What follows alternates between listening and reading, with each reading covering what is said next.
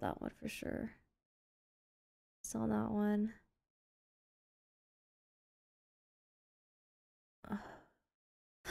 Oh, wow. This one.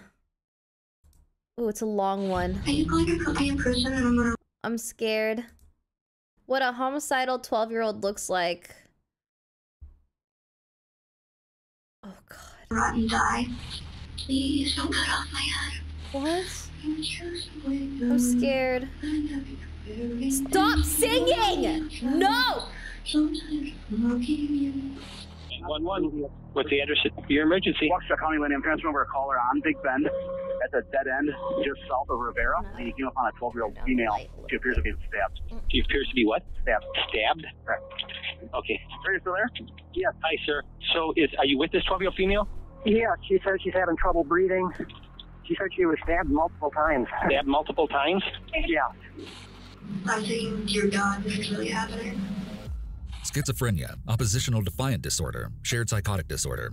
These are just a few of the diagnoses made by psychological experts in an attempt to understand why one big delusion caused two 12-year-olds named Morgan Geyser and Anissa Wire to do something absolutely awful to their friend Peyton. Their friend? On the sunny morning of Saturday, May 31st, 2014, a man riding his bike in Waukesha, Wisconsin would stumble upon a horrifying scene. Okay, sir, are you with her right now? Yes. Is she awake? She's awake. Is she breathing? Yeah, she's breathing. She said she can take shallow breaths. She's alert. Okay, stay with her. We're sending the police department. Don't hang up, okay? Okay. Okay. Hold on just a minute, sir. We're sending officers. Okay. Is there any assailant around? I didn't even look. I don't see anybody. Is there any bleeding going on? Her clothing has got blood on it. Where are the wounds? Do you see where the wounds are? No, I don't know if I should be rolling her over and checking or not. Okay, just stay with her and just let me know if she's conscious or alert or stops breathing or anything. Hold on, I'm going to talk to the ambulance. Police are also en route. I'm bothering you at all? You want shade? Okay. Who did that to you? Or don't you want to talk? If you're better not to talk, then don't talk. With your energy. Oh. Later that day, Peyton's best friends would be discovered sitting on the side of the I-94 freeway, covered in blood. What? Today, we'll be taking a look at the harrowing interrogations that followed. You'll hear the girls refer to Peyton as Bella at times. This is a nickname the victim went by since first grade, when there were two Peytons in her class. It is One thing sped that up, but I stands out kind of about like these it. interviews is the lack of parental presence. For children this age, it is unusual, although there is no statute requiring it. And the other thing that makes these clips so different. But does it feel too fast? Okay, I'll put it back to normal. Let's see how you guys like it. From what we usually cover is that there was virtually no need for classic interrogation techniques, because the suspects are extremely forthcoming with talking about exactly what they did, to a shocking degree. Morgan sits doubled over, as if trying to minimize her presence. And then, one of the strangest openings to an interrogation I've seen in a while. Think you guys are going to just run away? So then live in the forest? I don't know. I told her that we were going to die. Why? Because you can't just live in a forest. Morgan is generally passive and cooperative while waiting. Just waiting for somebody to come back to, look at a couple things on you, okay? Okay. But all of a sudden, she pipes up to ask about the status of her victim. Do you know what happened to Bella? What happened to Bella? Is Bella your friend? She's not Anissa. She's the one who was stabbed. Stabbed? I'm not really sure. Is she dead? I don't know. She went to take her to the hospital. Maybe no. What? I was just wondering. Oh, Although she's mostly alive. Quiet, Morgan is curious about the procedures taking place. No. You kind of try to get underneath your nails here a little bit. Oh, I was gonna move myself. I started. What are you doing? This is a DNA swab. This is just checking to see, like, maybe who you're around or who you touched a little bit earlier today. She's noticeably fidgety and agitated, making odd, repeated arm movements, doing a sort of dancing, shaking motion, and performing a repetitive hand motion, which could be symptoms of her mental illness. Within several weeks of her arrest, Morgan would be diagnosed with early-onset schizophrenia. After her clothing is taken for evidence, an interrogator starts with opening questions to get her feeling comfortable and establish a baseline from which he will determine if future answers are truthful or not. Everybody been nice to you?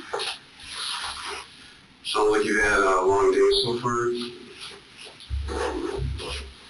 Well, I'm a detective here at the Waukesha Police Department.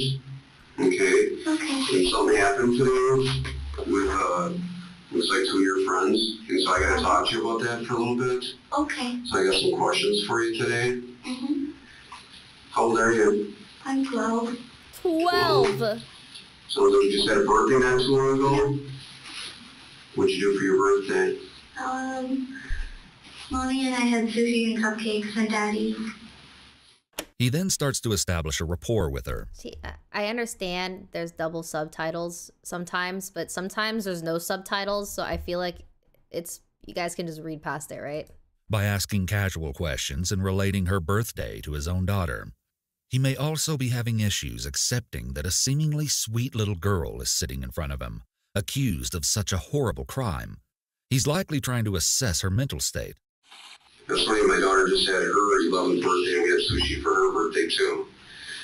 You're a year older than her though, but her birthday was last week too. Pretty close in age. It's funny that you guys both like sushi. So did you guys get presents for your birthday? Mm-hmm. What'd you get? Tickets to a Star Trek convention? Where's that at? I don't know. When is it coming up or? It's soon. Do you like Star Trek? Yeah. When's your last day of school coming I don't know. I'm not excited though because I like school. up? Really? That's good. My daughter's like that. Morgan may have liked going to school, but in a lot of ways, she didn't fit in. And reading through the legal documents for this case shows that there were several warning signs she exhibited in the classroom. Oh, no. Teachers say Morgan was an odd kid and a loner. Frankly, all the other kids thought she was weird, and her instructors assumed she was trying to act bizarre on purpose to gain attention. Oh, As the school year gosh. continued, however, they began to realize there may have been something more sinister brewing under the surface. But they would put the pieces together all too late. It all started with quirky but seemingly innocent behavior. One day in the beginning of the school year, Morgan chased after other kids and barked at them, an incident that one teacher only described as strange. She would run away from other kids and say Snape, the Harry Potter character, was chasing her. But her behavior... I've been a kid once. I've barked at people. What does it mean? was about to go from quirky to disturbing. A group of girls found Morgan playing with blood in her fingers. They reported the incident to her math teacher, who proceeded to contact her mother. Morgan's mother replied that Morgan had been going on scary websites. One of these websites was the Creepypasta Wiki, a website consisting of fictional horror stories and online urban legends. The teacher suggested that Morgan no longer visit these types of websites, but it doesn't seem her advice was taken. At one point, Morgan's extreme behavior led to her suspension from school. She snuck a rubber mallet into her locker. What? Unfortunately for Morgan, when she opened the locker, it fell onto the ground in front of her peers, who reported it. Morgan told the principal that the mallet was for her protection. When pressed on the issue by the school counselor, she stated she only said it was for protection because she didn't know what else to say. What was it for? Once she was suspended, she crumbled to the ground and cried.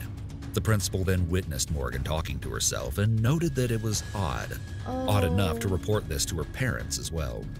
Once Morgan returned to school, other students began noticing a strange journal she would carry around.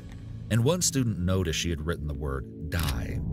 Again, Morgan found herself getting into trouble, and this time she was extremely distressed. She was particularly worried about getting into trouble at home. When her parents were contacted, her father stated he was aware of the journal and had told Morgan not to take it to school. Oh, gosh. Overall, Morgan was a troubled and strange child, but she did have one best friend, and that was Peyton Leitner. Aw. Peyton had been friends with Morgan since 4th grade, where she had often noticed her sitting alone. She reached out to Morgan, and despite her unusual habits, the two became best friends. And this act of kindness would come back to bite her in the worst ways when Morgan met Anissa Wire. By all appearances, Anissa was relatively normal in comparison to Morgan and could be described as a teacher's pet. She often reported any student who wasn't following the directions and had a temper. Still, she was generally liked by her peers, though she didn't have many close friends outside of her small circle and struggled connecting to others. This would change when she met Morgan early in the school year and soon after, Peyton. Peyton wasn't particularly fond of Anissa. She described her as rude, hitting people all the time, and using curse words. But she only behaved this way when she was around Morgan, as though she was trying to impress her. The dynamics in friend groups of 3 can be tricky to navigate, and it is clear that this case was no different. It's true. When I was much younger, I had I had a group. There was 4 of us in elementary school. We were 4 best friends, but then in middle school, it kind of turned into just me and one of my other best friends. But then there was another girl that my best friend became better friends with. And so I kind of felt like they definitely vibed better. And I knew that. But it's like I've known my other friend much longer. So it felt really bad because, you know, I just knew that they were like way better friends. And it, yeah, you know, it doesn't feel very good. So then you like Bella? I can't really tell who Anissa likes and doesn't like. So you think she dislikes Bella? Probably, yeah. She always calls her, I don't want to say it. Tell me. She always calls her a bitch. Why? I don't know. Because she's being one? I'm just assuming. I don't really know what the definition is. So do you like Bella pretty much? Oh my gosh, this girl is kind of You're scary. mad at her? She was my only friend for a long time. Because Why would you hurt your only friend? it was necessary. What do you mean by necessary? I don't know. Somebody told you that? Mm-hmm. Does Anissa have any other friends? Mm-hmm. I hate her other friends. Except Where are for other Caitlin. friends? Caitlin's nice. There's this girl named Frankie. And she seems to hate me. And there's this girl and I don't know her name. So Frankie's the one that doesn't like you? Frankie doesn't like me. She said I was creepy. All I do is smile. As Morgan began hanging out with Anissa more frequently, Peyton noticed a Morgan. drastic and disturbing change, and so did Peyton's family. Peyton's mother didn't want her hanging out with Morgan, as she believed she was a bad influence who got into trouble at school. In fact, there was even a strange incident involving Morgan at the Leitner household. At Peyton's sleepover, her parents found Morgan setting papers on fire in their basement. They told Peyton she should no longer have any contact with Morgan, but she refused. And Morgan's behavior only continued to escalate when she and Anissa's Slender Man obsession began. Morgan showed violent inclinations even in video games, telling Peyton she wanted to set her Sims house on fire and starve her characters. She snarkily complained to Peyton before the sleepover, "I don't know why your mom thinks she controls the plans of our party," which of course infuriated Peyton's mother, but she still tried to remain supportive of Peyton's friendships and allowed her to attend, unaware of just how unhinged the 12-year-old's 2 best friends were really becoming. Back in Morgan's interrogation, the officer starts to assess her A&O, alertness and orientation. Do you know who the president is right now? What? Do you know who the president of the United States is? Yes. Who's that? Barack Obama. What do you remember seeing on the news that's going on lately? Gross things. What's gross things? Kidnapping children and not doing things to them. Remember which time or specific incident? Not really. I don't really pay much attention, but it's all gross. It's all gross. Her response that the news is all gross may be a symptom of her mental disorder, and you'll see Morgan's fixation on things she deems gross coming up again later. She's been eerily calm thus far, and now the interrogator seems to get concerned about her mental state. Do you know where you're at right now? What? Do you know where you are right now?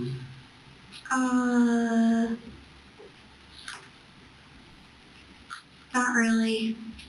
Where do you think you are? At a police station.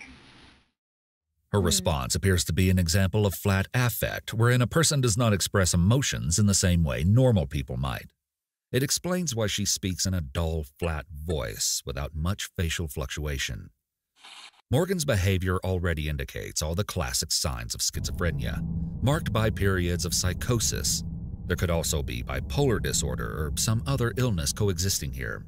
An attorney handling her case would likely seek a court-ordered evaluation long before voir dire, because in the U.S., we generally don't hold the mentally incompetent accountable for their crimes. We can't try those people because they are entitled to assist in their defense. If they are unable to assist, then such a trial would be unconstitutional. Now let's switch gears and take a look at Anissa's interrogation.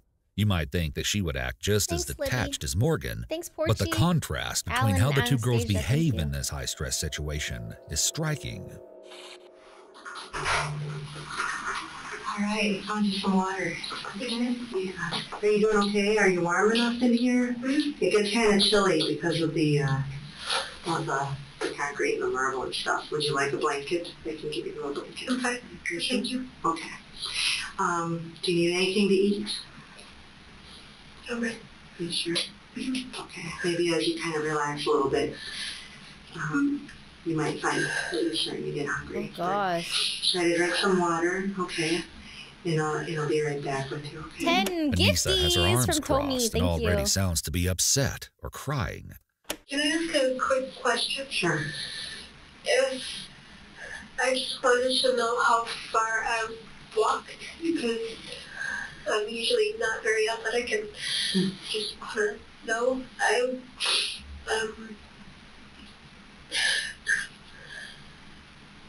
Huh? Trying to think of someplace close to where I live. You know the Kmart that closed down in Waukesha? Off of Sunset? I do. Mm-hmm. I walked from there. Mookie and I walked from the condos close to there, the marshy area, all the way to Steinhoffels. She's freaking out. Where the sheriff found us. Okay. Do you know how far that'd be? You know, I'm not real certain. I think, why don't I just try to get some specifics as to where, because I honestly don't know where the deputies found you, and I'm being 100% honest with you. And this whole time that I'm going to be talking today, I'm going to be very honest, and I'm not sharing any tricks or anything, okay? I see that you're upset, and, but I will try to find out that other girl. information for you. Asking the female officer how far she walked is an odd, borderline inappropriate question. Perhaps this could be an attempt to disassociate from the situation by changing the topic. This is about Morgan. She can be a little jumpy and like get off task and look around and forget what she's saying in the middle of a sentence a lot. What? Okay. Because, like, she says she hears voices too. But I just wanted to tell you. So we're aware of that? Maybe not. Okay. Put off by that then? Okay. Well, thank you for telling me that. Okay. Okay. I'll be right back. You can She move says that them. Morgan hears voices. This may be true and would be an indicator of schizophrenia, which commonly passes into the prodrome phase during adolescence and is marked by hallucinations, including voices. It could be that Anissa wants to exploit this aspect of Morgan's behavior to draw attention away from herself and bring her conspirator into question with the officer. But of course, we can't be sure of her intentions. You just drag them. Meanwhile, her interrogator is very cordial. It's likely that her being a young woman dealing with a young girl gives an early advantage when it comes to gaining the suspect's trust and compliance.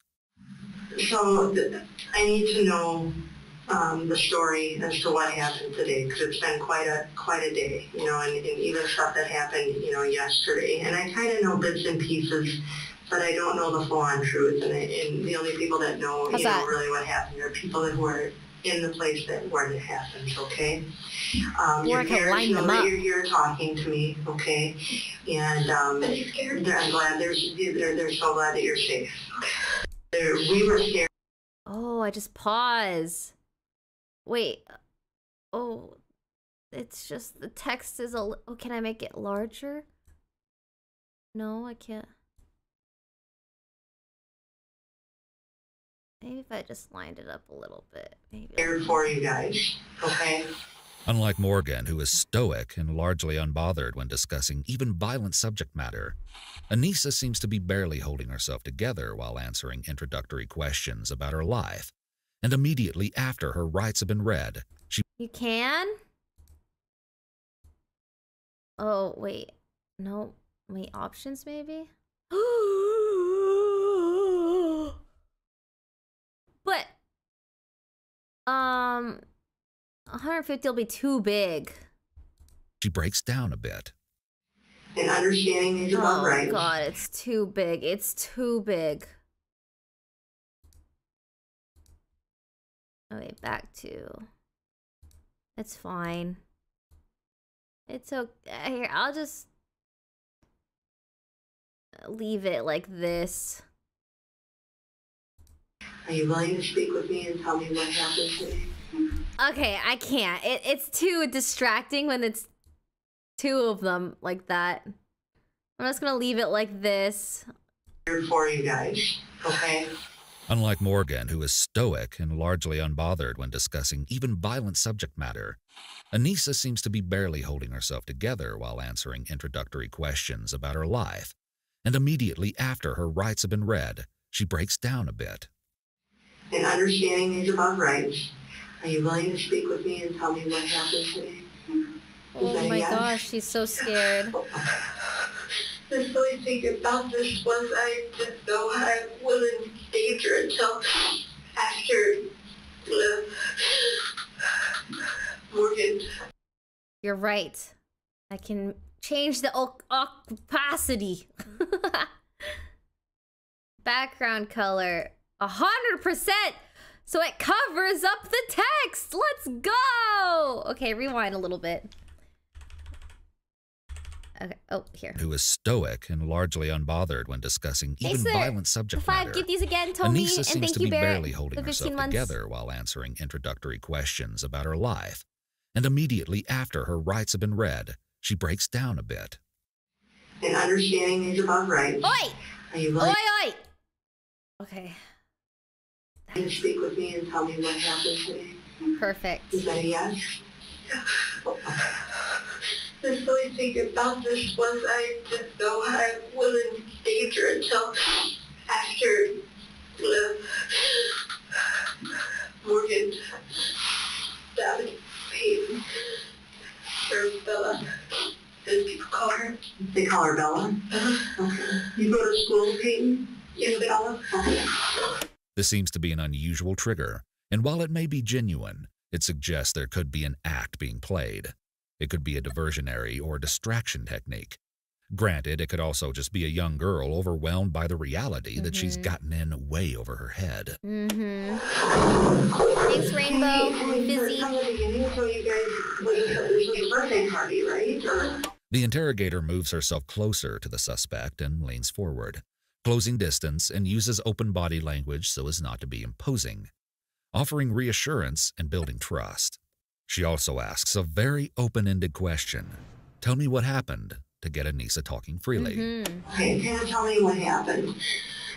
So, there's this website called the Creepypasta Wiki. Okay. It's full of, like, horror stories that are meant to purposely scare you through, like, online literature and all that. Okay. And there's one of them called Slender Man. It's like really Slender Man. It's Slender? Slender Man. Oh, Slender Man. Okay. Yeah. Okay. And Slender Man? He has these proxies or servants, as people call them. Okay. Basky and Teddy. And Morgan said, hey, Anissa, we should be proxies. And I was Thanks, like, Khaled. okay, how would we do that? And that was around end of December, beginning of January. Okay. What's interesting is that Anissa immediately jumped into talking about Slender Man when asked to explain what happened, while Morgan doesn't even mention him until way later in her interrogation. Perhaps this shows us where the two girls' priorities, understanding, and motives for the crime differ. And a proxy again, what is a proxy? It's like a servant or like an apprentice Okay, and they're the servants of who? The, whichever, they kind of don't have a choice. Slender's like really big, he's like head of it all, supposedly. Okay, so Slender's the big guy. Yeah. The top guy. And the proxies are his puppets. Yes, that's how people put the puppets. Oh, okay. Boy, I never even heard this before. Okay. This interrogator would later explain that she's never gone into an interview as blind as she had this one. Oh. She'd initially assumed the ordeal would be some petty fight over a boy. Never would she have expected the real motive behind the crime that Anissa is describing. All right, so back in December or January, Morgan told you, like, hey, we should be proxies, type thing. Yeah. And you said what? Like, I said, okay, how would we do that? And she said, we have to kill Bella. Okay. Oh my gosh. Okay, and do you know why she said that? Like, why she said that? Because we had to supposedly prove ourselves worthy to Slender. Both girls seem entirely cooperative and willing to spill the beans with very little prompting. In fact, the lack of hesitation on Anissa's part suggests that something is very wrong here. We know she didn't think that Peyton survived the attack, so we can infer that she would believe she played a part in a murder.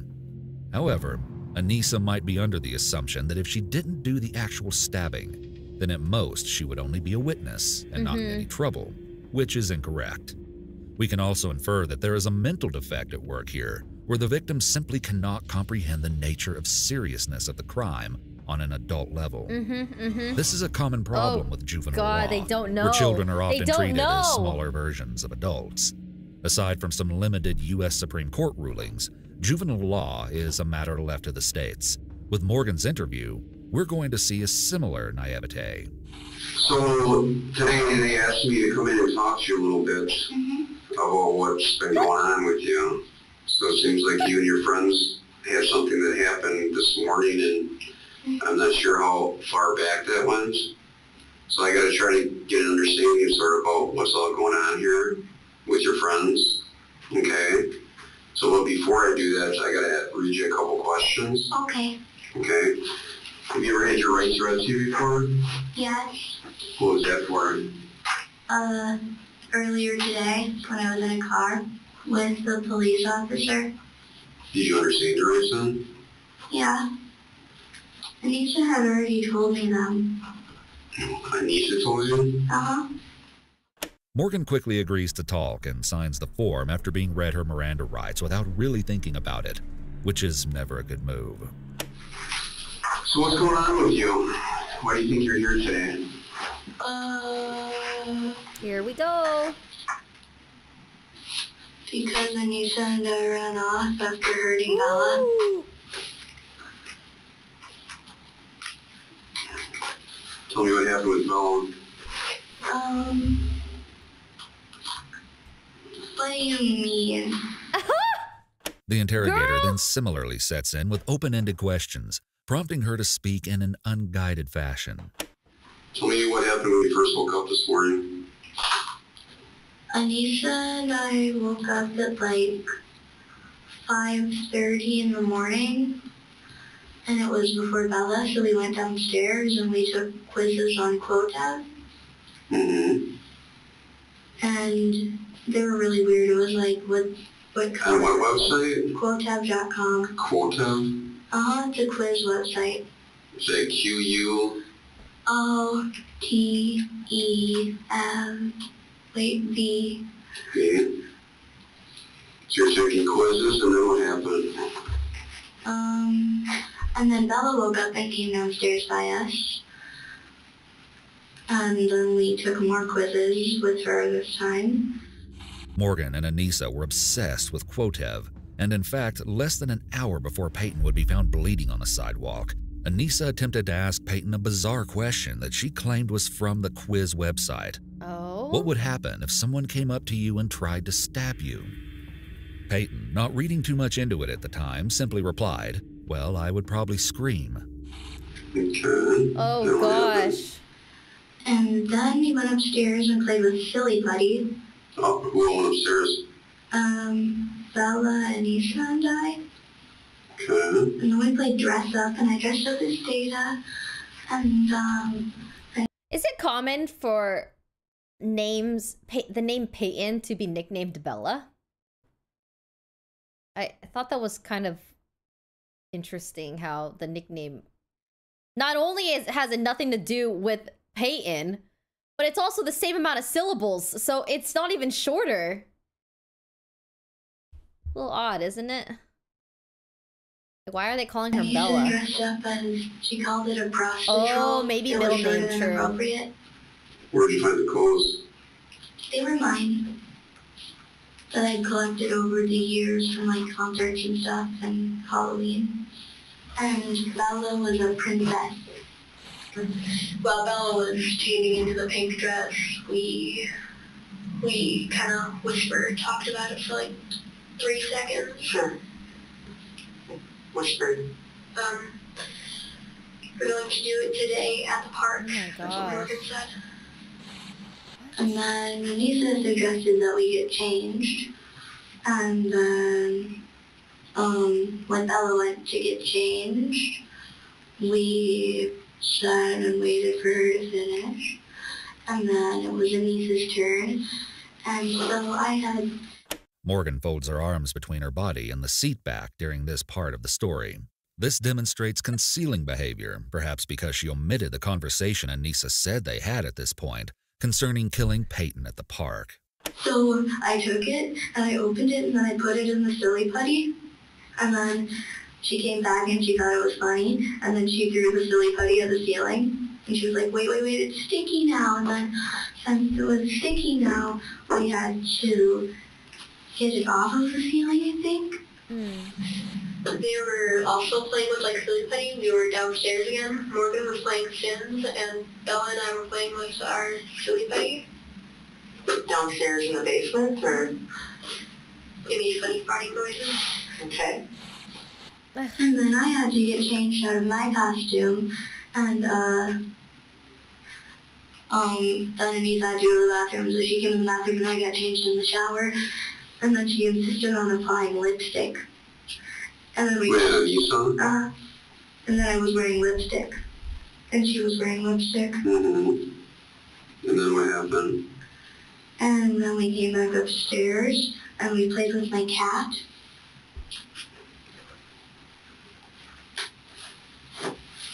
Then what? Morgan pulls her arms into her shirt all the way, another indicator of furtive or concealing behavior. And then Anissa told me to grab my things, and because it was time to go to the park. And then we took Bella to the park with us. As the trio got ready to head out to David's park, Peyton noticed something very peculiar. Morgan was packing a large bag with granola bars, pictures, and clothes, and Peyton asked why in the world they need a supply bag for a trip to the nearby park. Morgan seemed unfazed and replied that they might need a snack, and they were off. Before leaving, though, Morgan grabbed one last thing, a knife, and tucked it into her waistband. Anissa described Morgan subtly showing her that she had secured the knife while they were on their way to the park. It was there, so then I look at her like this. Okay. And then she's like, and then she nods to me, and then puts her jacket back down, and I kind of calmly walk towards the park. I was trying to stay calm, but I was like shaking a little bit, like I am now. Okay. Gosh. And why did you start shaking? Because I was nervous. What were you nervous about most? Seeing a dead person, because the last time I saw a dead person, it was at a funeral, and it was my uncle. She's nervous in a self-centered way. In other words, only considering what she will personally experience. Yeah. She has no empathy for what her victim will experience or endure. This is a common indicator of sociopathic behavior, though taken alone, it is not enough to make a diagnosis. We played around a little bit. Morgan kind of started freaking out a little bit, so I said, Bella, I need to talk to Morgan. She's freaking out a little bit. What was she freaking out about? Killing. She had never done that before. She stabbed apples before. Okay. What it was the? like chopstick. Okay. But she never actually cut a flesh wound into somebody. Oh my gosh. What was she doing? She said, I can't do this. I'm too scared. You have to. Did Bella hear this? No, Bella was outside. I told her to go outside and play. Yeah, she was in the bathroom. And then Morgan started freaking out, so I had to hug her and calm her down.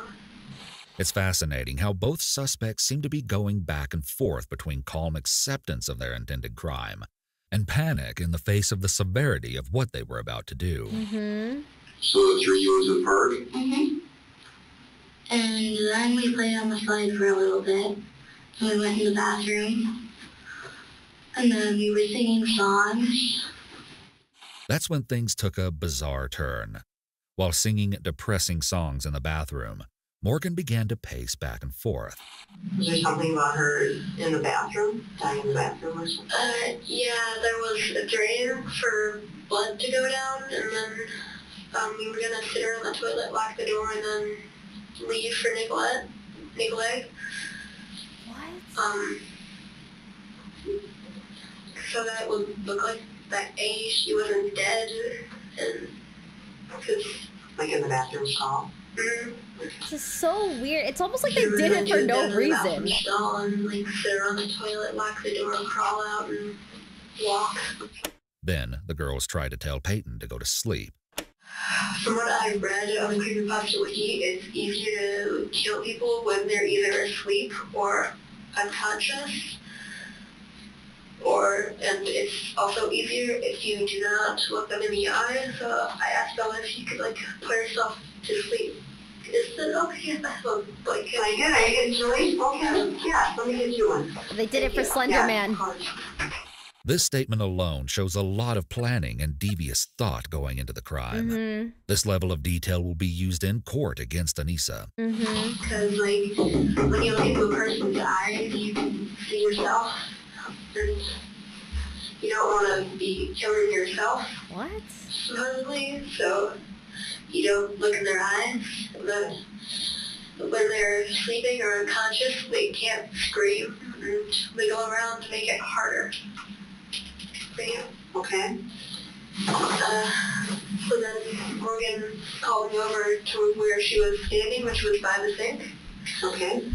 So then she said, can you kind of knock her out? Because when I stand up for her every now and then, because Morgan's like prime target for bullies at school, especially Devin. Okay. Oh, God. It's very interesting how she even strives to tie her violence against innocent Peyton into talking about how she defends Morgan from bullies at school. Anisha tried to knock Bella out. Bella got on that and stuff, but I was pacing in circles, singing a song for Anisha. What? What? Why did you guys pick the bathroom to do it? I didn't pick it, so I don't know. I guess it is closed off from the rest of the park, but it would be very, very easy. I think she has some flaws in her thinking skills. So, obviously, This is creepy. I didn't choose the location. Eventually, Anissa attempted to trick Peyton into getting inside a bathroom stall. She told her there was vandalism in the toilet bowl, and though Peyton didn't really believe her, she still wanted to see it. The three entered the bathroom stall, and Morgan quickly latched the door behind them. The truth is, there's no vandalism, she said. Morgan then directed Peyton to sit in the corner of the stall and held her arms back before saying to Anissa, I thought we agreed you would do this. At some point during this tense trip to the bathroom, Anissa did stand over Peyton before striking her head against the wall in an attempt to knock her out. Oh, no. So I kind of went like that to her forehead, banged her head up against the concrete. Okay. And then she was just like, excuse you, pushed my hand away. So I said, sorry, and I got bored and I needed something to do. Plus, my hands got really finicky. What? I lied. So do you think that hurt her, or did it seem like it hurt her? It didn't seem like it. So you hit her slightly in the forehead and her head hit the wall. And you were doing this to knock her out so you guys could kill her in there? Yeah. Basically, and you asked her to fall asleep so you could kill her in there? Yeah. Okay. I don't like screaming. That's what parents can't be handled. It's clear at this point that Anissa was more than willing to forcefully render her friend unconscious, just to make the killing easier. The self-centric behavior is fascinating. However, Morgan and Anissa hesitated from whatever they had planned next, and left Peyton for the next stall over to talk. Peyton sat and waited. It's unclear exactly what happened to change their plan, but Morgan apparently explained a bit of the creepypasta lore to Peyton. I couldn't do it in there. Morgan kind of explained, Slender and Proxy and all that to her, to Bella, while we were in the bathroom stall. So Morgan hands you the knife? And tells me to keep it concealed. Where is Bella at that time? We went in one of the bigger stalls. So Bella, say the door is here. Bella was standing in the corner like this, and then Morgan pulls her forward, and then Morgan crouches behind her, and Bella crouches in front of her, and then Morgan helped Bella's... Sorry, I have to rewind it a little bit because I got messaged about Valo tonight, so I think we're actually gonna play Valo. Okay, I wanna watch. Okay, here. So Morgan hands you the knife and tells me to keep it concealed. Where is Bella at that time? We went in one of the bigger stalls. So Bella, say the door is here. Bella was standing in the corner like this, and then Morgan pulls her forward, and then Morgan crouches behind her, and Bella crouches in front of her, and then Morgan helped Bella's arms back. Oh God. What was she trying to do? She was trying to restrain her from moving. And what did Bella think of it? Her facial expression was confused, but she didn't say anything. Oh. Eventually, Morgan stood in front of Peyton, staring at her with her hand rubbing against the bag. This time, Anissa was holding her hands behind her back. But moments later, they strangely said, "Just go out on the playground and just play." Peyton had enough of their strange games and went outside as they suggested. However, Morgan and Anissa stayed in the bathroom, and when they exited 5 minutes later, they had weird looks on their faces, like they had just done something. What did they do? So then after that, I say, "Hey guys, why don't we go take a walk around the block?" That's when I pointed out to Morgan the bushes, the trees and bushes and all that, and say, "You can take her in there and do the deed." Doing the deed is another phrase Anissa says to psychologically disconnect herself from the idea of taking another person's life. After we go into the woods, we say we're going to play a hide and seek, and Morgan is going to be a seeker. So we hide. I tell Bella to lay down face first in the dirt. This is insanity. insanity. Okay, so you suggested to take a walk around the block, and you pointed out the woods to Morgan and said, "We could do the deed there." The deed. And then, she says, "I'm not laying on my stomach in dirt. It's all squishy, and there are twigs and sharp rocks everywhere." So you're going to play hide and seek, right? Play hide and seek, and then she was supposed to be the seeker, so to keep her eyes from being to see where you guys ran, you wanted her to lay down in the dirt? No, Morgan was the seeker, and Bella and I were hiding. Okay, so you told her a place to hide. And why did you want her to lay down in the dirt? So that I could sit on her chest so that I could pin her down and get it done and over with, and then we could leave. You're gonna pin her down? Morgan told me to pin her down. Okay. And so she said no, so I kind of pushed her forward and sat on her hip, and then she said, "Ow, I can't breathe, ow, ow, ow." And then I got off because she was making a lot of noise. Was she kneeling already or something? Or yeah, she was kneeling, and then I pushed her. She was kneeling like this. okay, hiding. Thing with flowers and all that. Okay. I was standing right here. I pushed her over. Okay. So like she's like this now. Okay. And then I sit right here on her hip while she's like that. Okay. And then she started complaining that she couldn't breathe, so I got off of her because she was making a lot of noise. Okay. Okay. And what happened next?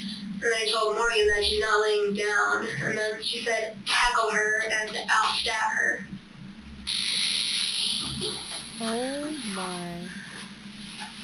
And then, Now, there was a time when Morgan gave you the knife. and said that she couldn't do it. When was that? It was like before Heidi? it was like after I tackled Bella and sat on her hip. Okay. So then, so you tell Morgan she's not laying down, is that what it happened? And then she said, okay, tackle. Okay, tackle her. And then I tackle her, Yeah. I get up, and then Morgan hands me the knife and says, I can't do it, you know where all the soft spots are. Like, I only know where soft spots are because I used to watch, Doomsday Preppers, and it said that a hard blow to, like, the stomach or the throat with, like, a sucker in between your fingers can do some serious damage. A sucker meaning like a knife or something? No, a sucker being an actual lollipop. Oh. Okay. Oh. And then she drunks on Bella, and she held her to the floor. Who did Anissa do this? Where did this happen at? In some trees, How'd you guys end up by the trees? because we were going to look at, like, plants and stuff. How far off the road was it? Not very. And then we stabbed her And you stopped her. with a knife. You stopped her from what? Huh? You stopped her from what? A knife? How did you stop her? I said stab. Oh, stabbed her? Stabbed. So, this happened in the woods. It wasn't in the woods, it was just a little group of trees. Morgan admits to the stabbing in the same matter-of-fact tone she described her morning activities. Her demeanor is almost as if she's talking about something make-believe, which points to her mental illness. Anissa provided a bit more detail about what led up to the stabbing. Yeah. And then I tell her she has to do it and to go ballistic, and then she asked when, and I said whatever you want, and she said I'm doing it when you want me to. So hold on. So she gives you the knife and says, you do it. And then I give it back to her and say, you do it, go ballistic. And she said, okay, I'll go ballistic when you say you want me to. Anissa apparently told Ooh. Morgan she was too squeamish to do it herself. She explained that Peyton didn't hear this horrifying conversation because she was playing with flowers. There's clearly some mental disease going on here. Normal people don't act like this as far as we know. And so, despite appearing outwardly sane, Anissa also has some mental disease or defect that will likely factor into her trial proceedings.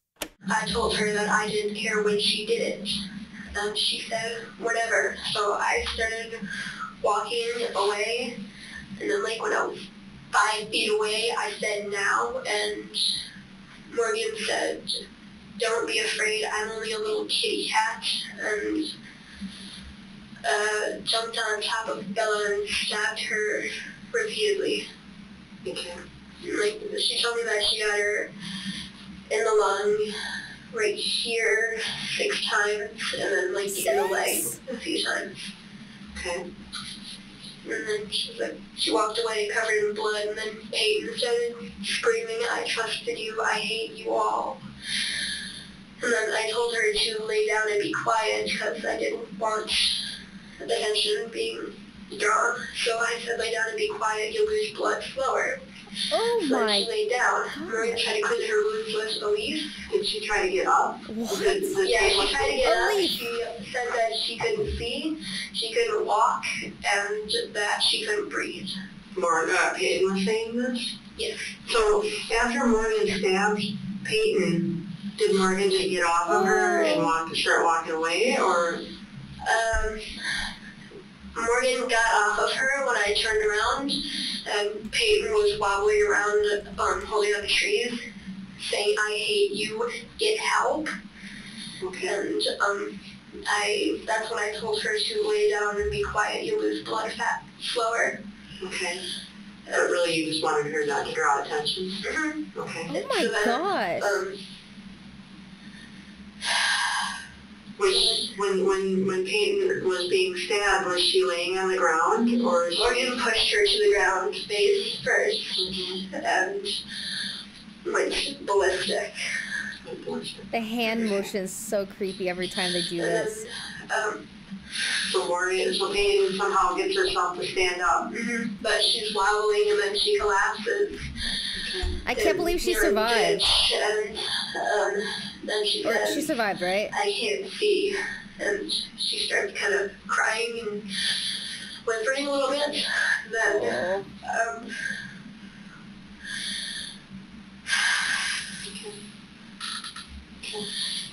and then Morgan tries to clean a big wound on her leg with part of a leaf, but it didn't help that much. Why was she trying to do that? Because before this, Peyton was Morgan's best friend. Morgan was Peyton's only friend.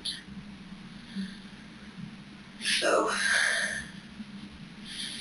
it was hard for her to do that. They regretted it right away. And it was really bad. Okay. Crazy.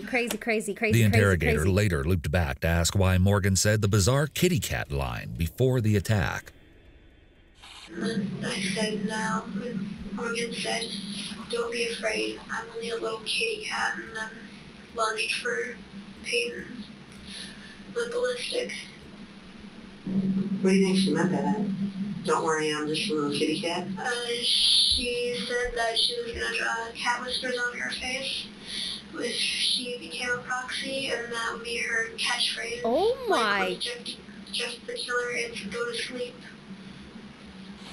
So did you guys talk about doing this beforehand? Anisha told me we had to. Why? Because she said that he'd kill our families. Who's he? A man. I didn't know him, but Anisha knew him. How is she doing? I don't know. Anisha told me about him. Morgan's repetition of the facts remained very simplistic and emotionless, as if recalling the gruesome act doesn't sway her at all. So when you guys went back into the woods, did Peyton know anything about, or Bella know anything about this? No. Where did you guys get the knife from? My kitchen. Your kitchen? Anisha did. So who left the house with it? I think Anisha did. It was in the bag. It's interesting to note that Morgan says Anissa was carrying the knife in the bag, while Anissa previously claimed that Morgan had it in her waistband. Anisha packed the bag. We both packed the bag. We knew about this since December. One day she just told me that we had to. What do you mean she told you you had to? I mean, she told us we had to kill her. Who did? Anisha. When she says us, what do you mean us? Who's us? You mean the two of you, or is there somebody else? There's nobody else. Did Bella say anything when you guys were stabbing her? She said two things. Yeah, I almost feel like Anissa was jealous of their friendship or something. But they both are whispering, "I can't see," over and dark over thoughts. and over and over again. I can still hear it. Oh. After the merciless stabbing, the girls lied to Peyton that they were going to get help. And then she started crying with no tears, but you could hear her cry. And then What were you guys doing? Watching her? We were like slowly backing away because we took the opportunity to run. Okay. Like she couldn't see us, so we took the opportunity to run. Did you tell her you were gonna go get help? Mm-hmm. Did you want to actually get her help? No. Oh my gosh. I kind of wanted to, but I knew Morgan wouldn't want me to. Because, like, we've planned this for a while. Flight from the scene of a crime is an unsurprisingly often used indicator of guilt. So you guys, how many times do you think you stabbed her? I don't know. It happened very quickly. All I heard was screaming. How many times did you guess? I don't know.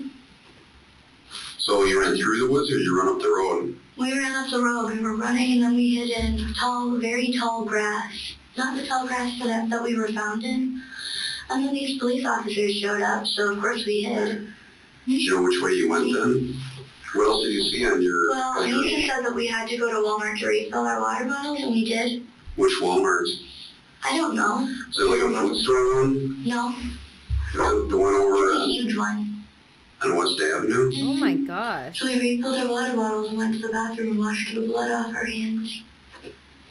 Will I regret giving you this information later? What? You know, this information will be used to try to get you some help so you don't have to hear those screams and don't have to worry about hurting anybody anymore. Okay. That's my goal here, okay?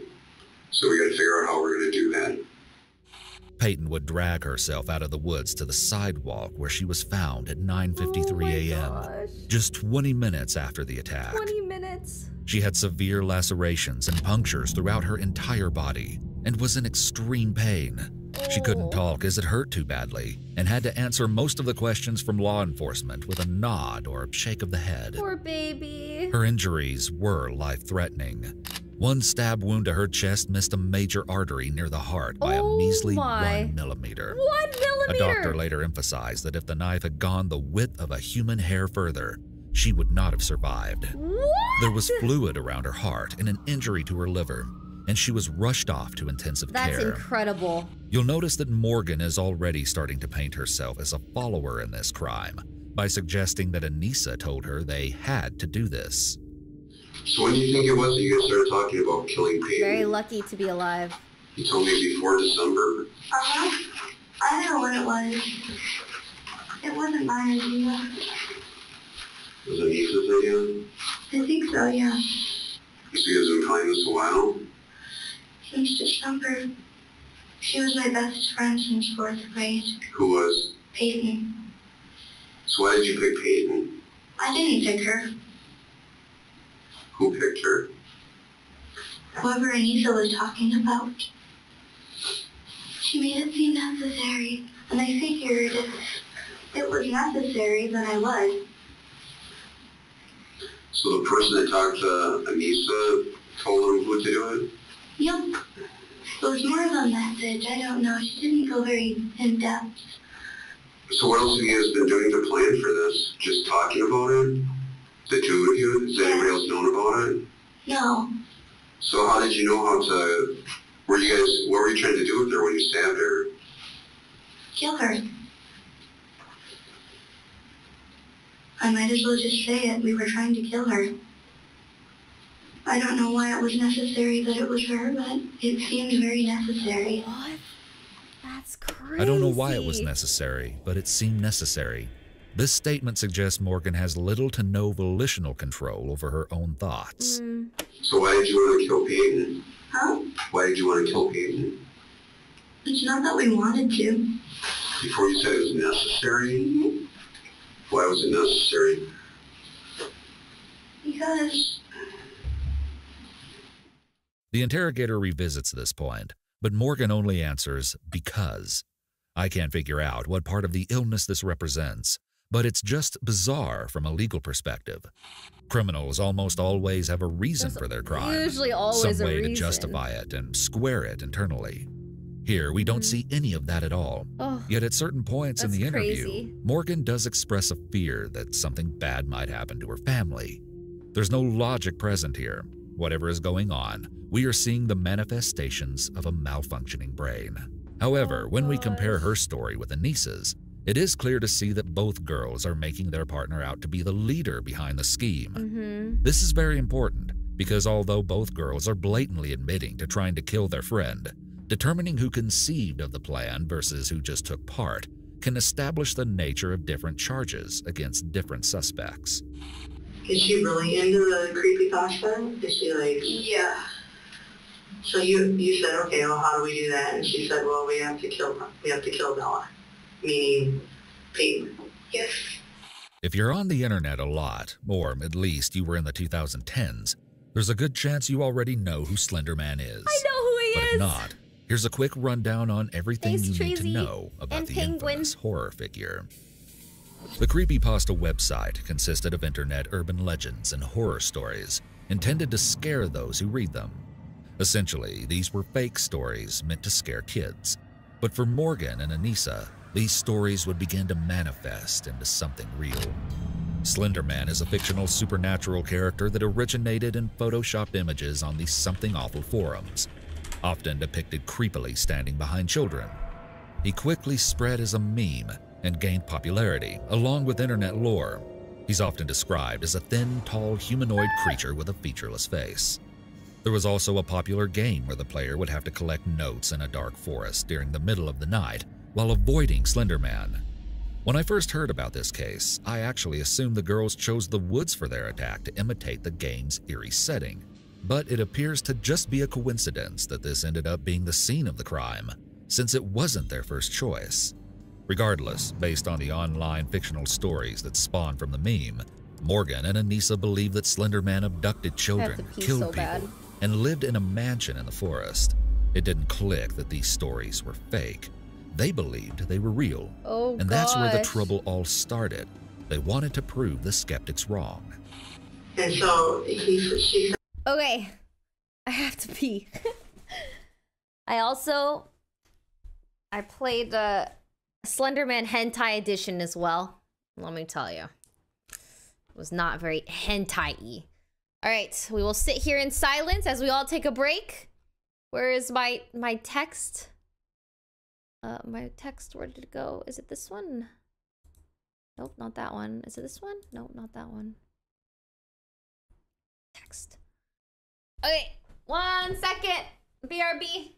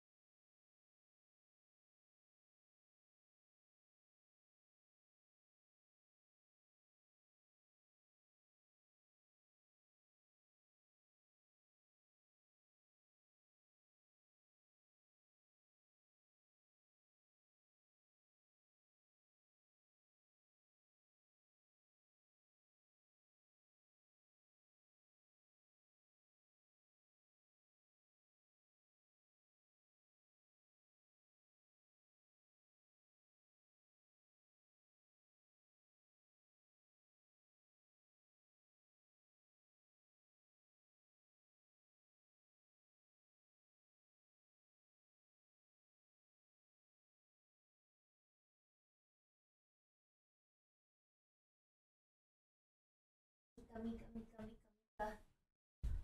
back. 'Twas only a tinkle. Alright, here we go. Oh, wait, let me plug this in. It's so quiet. I know, I'm sorry. Maybe I should have played some music. Well, we have to kill Bella to prove ourselves to the Slender. Yes.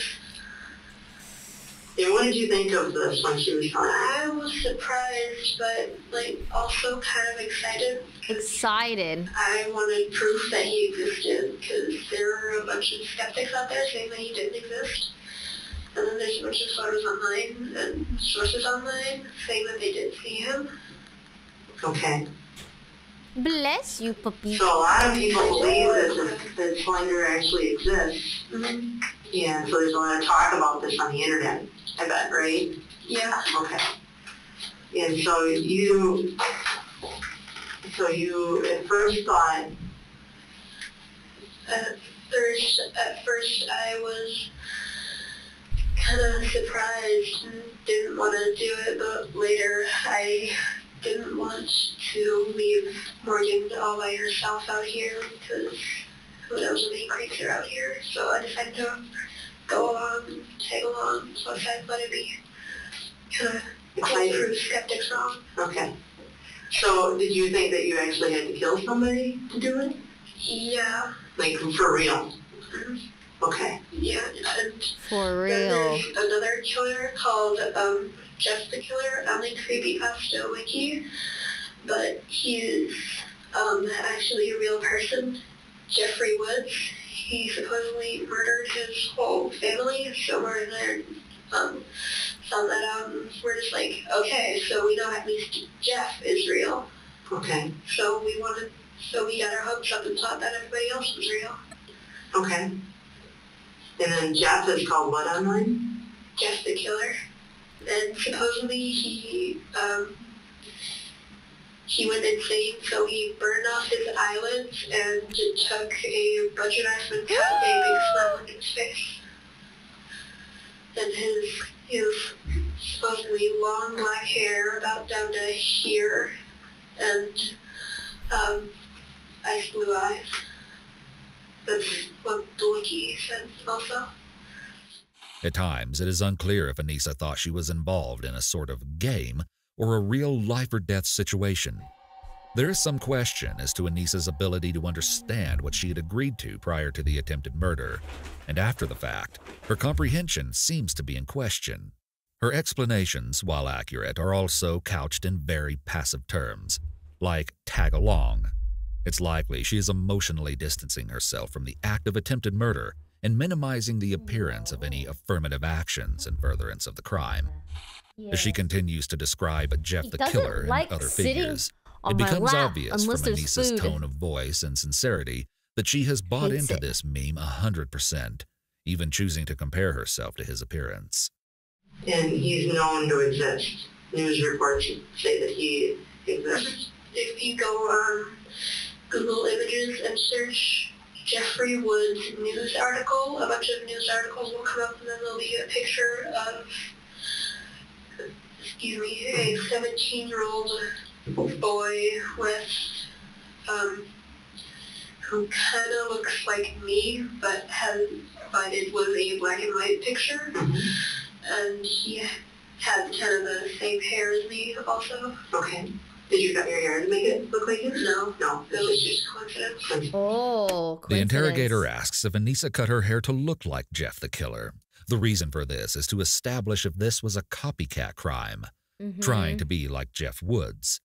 And so you guys knew that Jeff the Killer, an actual killer in this triangle, exists, so you thought it would be exciting to find out, hey, if we can be a proxy and prove and do this, kill Bella, then we know that Slender exists. If we saw him, actually, we think we see him sometimes. Okay. Like when we were walking up to where we were going, we saw him, I saw him out of the corner of my eye on this side. Okay. And then Morgan said she heard a twig crack when no one was moving. Did you think that you guys killed Morgan? Bella? Yeah. She has no shortage of information to relay about the creepypasta characters. Her. Like on a... She's alive. On a chart, Slender would be up here. Okay. And then it'd be killers and then proxies. Okay, so killers outrank the proxies. Yeah. And then there's another creepypasta that's supposed to be really powerful. It's like Zalgo or something. It's supposedly a demon with 7 mouths that speak in 6 different tongues, but the 7th mouth doesn't speak until the world is about to end or something. That's what the wiki told me. Leading up to the stabbing, Morgan had even begun incessantly emailing Peyton creepypasta characters like Jeff the Killer, telling her they were going to come to her window while she slept and Oh kill my her. gosh. She even began emailing her newspaper articles in an attempt to convince Peyton they were real, and fearing she would tell her mother, Morgan told her, "You tell your mother nothing." Peyton became so disturbed by these emails that she began to sleep intentionally facing away from her bedroom window, with the blinds poor girl. closed and window locked, even though her room became uncomfortably warm. Despite Morgan's warning, she told her mother, who researched the characters online with her, to prove to her they pose no threat, as they're fake.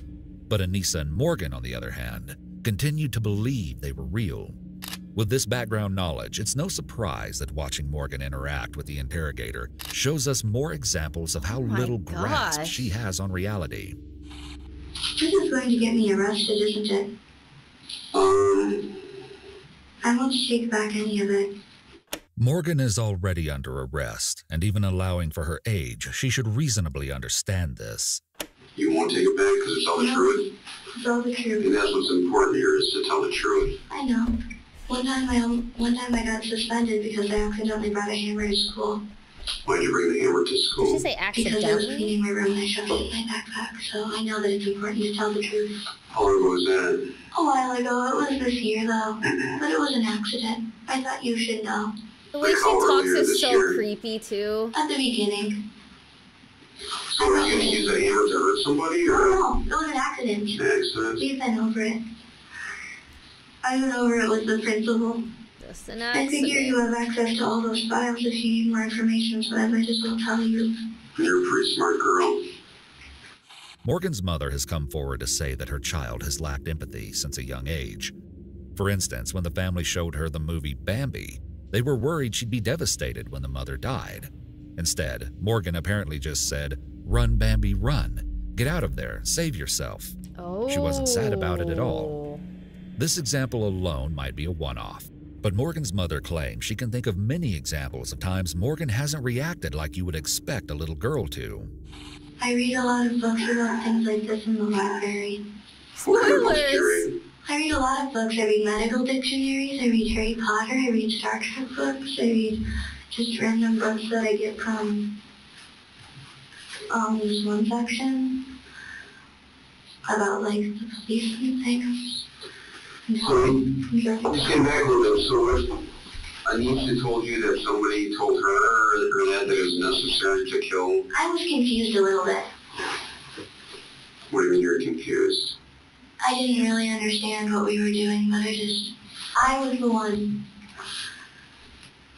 who, final kill. I don't know if she's alive though. She's alive? crying. Good. What do you mean you were confused? Did he say she was I mean, I alive? didn't know exactly why we were. I really didn't want to make Anissa mad. It's, hard enough to make friends. I don't want to lose them over something like this. And I didn't know what happened if I didn't. It's like, free and it was, Oh my gosh. it's our fault. And she said before we take full responsibility. Having a hard time making and keeping friends likely also stems from Morgan's psychological struggles. As the interrogator starts prompting her to repeat her story, we can see more examples of her lacking social grace. Yeah, So where did you guys get the knife from? my kitchen, I just said that. Okay. And who put it in the bag? I think Anissa told me to. Anissa might have though. It's sort of foggy, because I've been trying to block it out. So you're not sure who put it? Morgan is already indicating impatience with the interrogator. Her statement that her recollection of the knife is foggy because she's trying to block it out is probably another symptom of her mental illness, sliding towards possible psychosis. Whose purse was that you guys had today? It was my mommy's, but she gave it to me, I think, in like first grade for dress up. So you guys end up at your house. You guys get the knife from your house. Mm-hmm. Then you guys go down to the park. My parents had nothing to do with this, I promise. I believe you. They seem like very nice people. It's fascinating how quickly Morgan jumps in here to defend her parents. It seems like she thought mentioning her mom's purse would somehow throw them under suspicion. And even as out of touch with reality as Morgan is, that protective instinct towards her family was at the forefront of her mind. So you guys have been, when you say you guys have been planning this from December, when did you decide that you were going to do this today? In December, she said. But how did you know that on May 31st, 2014 was... We didn't know it was going to be May 31st. We knew it was going to be at my birthday sleepover. You have no idea how difficult it was not to tell anyone. Oh my She starts gosh. speaking very quickly to Yeah. respond, her tone exuding impatience with the officer. She doesn't seem to realize that this is inappropriate behavior for the setting. She told I wanted to be locked up so that I couldn't hurt her, but that time passed and now I'm in here because we were careless. I knew this would happen. I knew we'd get in trouble. Morgan is absolutely unconcerned about the victim at this point, and is even trying to shift blame to Anissa. Overall, she seems very cold and disconnected. So you wanted to get locked up so you were in trouble? I didn't really genuinely want to be locked up, but at one point I sort of did. It seemed... So you guys decided a while ago that on the sleepover night that this was what you wanted? Yeah. Why do you think it was your sleepover night that you're... Because we would all be together. It was a flawless plan, actually. Despite Morgan's claims that Anissa told her they had to do it, Anissa made it out as if she couldn't even watch while the crime took place. So Morgan and I were also debating who does the deed. Does the deed. And at first it was me, but like I said, I was too squeamish and said, no, you do it. So Morgan said, whenever you want. So, like, I finally just had enough and said it now, because I was starting to get a little freaked out. And then Morgan jumped on top of Bella and started stabbing her repeatedly, and that's when I turned around, because I couldn't stand to see that. Okay. And then, the whole time, Peyton was screaming in agony.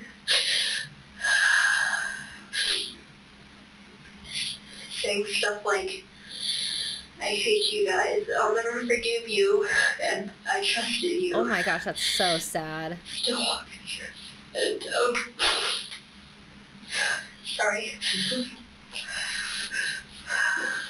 So we told her we were gonna get help, but we really weren't. We were gonna run and let her pass away.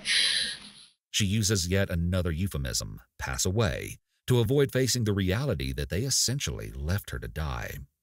At this point, Anissa has made a full indication of who committed the crime, whether truthful or not, Morgan. She has also identified the means, opportunity, and motive of the crime, and therefore a confession has already been cemented. At the very least, she could easily be found guilty of conspiracy to commit murder from this information alone. Further interrogation will determine additional charges or reframe the crime and cause a modification of the charges. At one point, she shows a blood stain on her clothing, believed to have gotten there shortly after the stabbing. You see, Anissa claims that Peyton had gotten up and tried to walk towards a street, stumbling. Anissa grabbed her arm and directed her away, not wanting anyone to see her. Back in Morgan's interrogation, she continues to be incredibly blunt. So many of the things she says sound straight from a horror movie script, instead of a thought a 12-year-old girl would organically conjure up. Perhaps this is an extension of her earlier tendencies to seek attention by acting as out there as possible. Why did you guys go over by the woods? Because we knew what we had to do. We led her there and tricked her. The last thing she said to me was, I trusted you. And then she said, I hate you.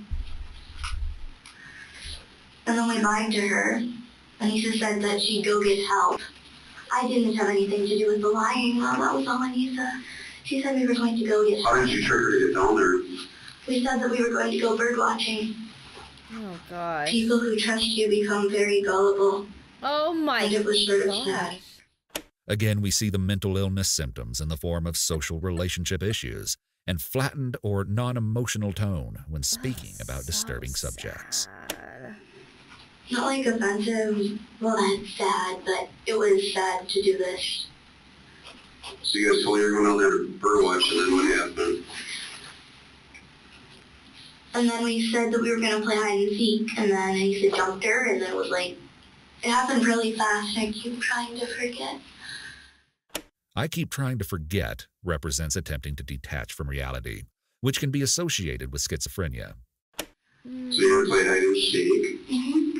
Because normally we like playing hide and seek, because hide and seek's a fun game. I like hiding. So you guys, and then Anissa jumped her? Mm-hmm. And she said Morgan now. Well, actually she said Kitty, because our code names for each other were Scorpion and Kitty. She was Scorpion because she tends to be aggressive, things like that. So she said Kitty now, and what does that mean? My name was Kitty because, well, she sort of, I have 4 cats at home, and she says that I act like a cat sometimes. So when she said Kitty now, what did she do? Then we stabbed her. Who stabbed her first? I think, Anissa stabbed her first, and then I continued, and then, like, she was like, Morgan, make sure she doesn't escape, and then I was like, So you think that was Anissa first? Mm-hmm. You sure? Yeah. Not really. Sort of confusing because I've been trying to block out the screams all day. Things are confusing. I've been Oh. trying to block out the screams. Shows another symptom here. Disorganized thinking, psychosis. So how many times, so then how did you get the knife from Anissa? She sort of just shoved it into my hand and there it was. And then I didn't know what I did. It sort of just happened. These exaggerated, odd physical motions probably also stem from her mental illness. It didn't feel like anything. It was like air. So she put the knife in your hand, or what'd you do?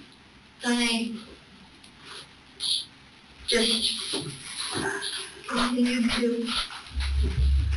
You know what happened, didn't you? Didn't you? I actually really don't. Somebody else is like her. They continued to stab her? Mm-hmm. And then we decided that, and then Anissa said that it was enough, and then Bella was like, I can't see, and then I said, I'm sorry. This had to happen, and she was like, why? And then I said that it was necessary. I can't explain why. Please don't cut off my head. Nobody's gonna cut off your head. Morgan asked not cut off her head. Clearly symptom material here.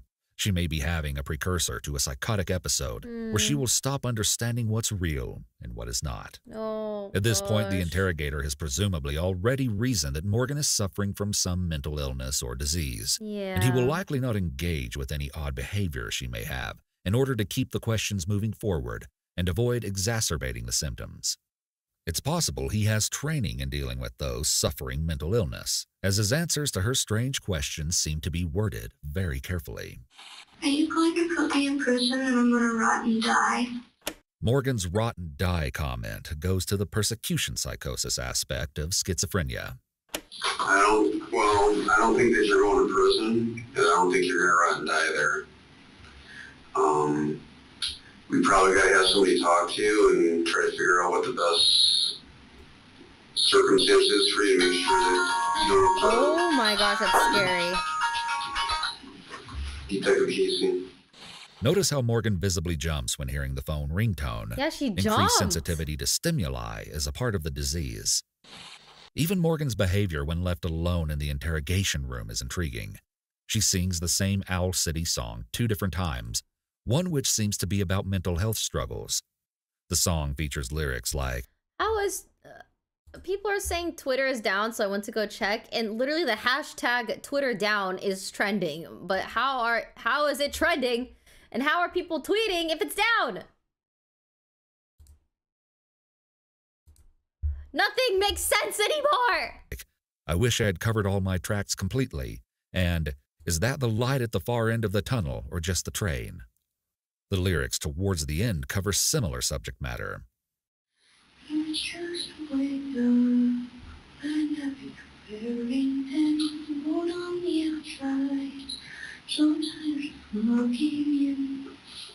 The song talks about how help is on the way, so perhaps this is Morgan's way of trying to self-comfort. She also whispers to herself, fiddles with and appears to keep dosing herself with her inhaler, traces shapes on the wall with her fingers, hides inside of her shirt, and even pokes a hole in one of her booty socks.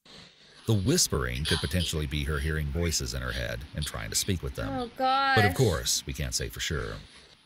When she's brought food, she takes out a few fries, pushes the rest away, and then eats off the table. This may be representative of some sort of dissonant social cognition deficit.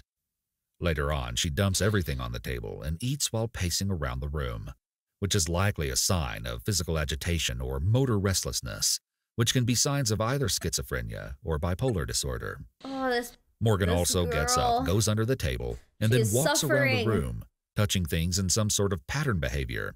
It's yet another classic sign of schizophrenia, though the underlying cause could have multiple origins.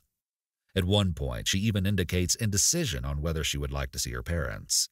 I'm not sure if it's possible or not, but did you want to see your mom and dad in a little bit here, or not really? Maybe. You want to think about it for a little bit? It's certainly not the answer you'd expect from a little girl from the upper Midwest, and could potentially indicate home problems. Although this isn't clear, especially when we take lines like this into consideration. So when you got picked up, there was the purse. And what was inside the purse? I don't remember what was all inside the purse. We put pictures of our family inside the purse because Anissa said we might never ever get to come back.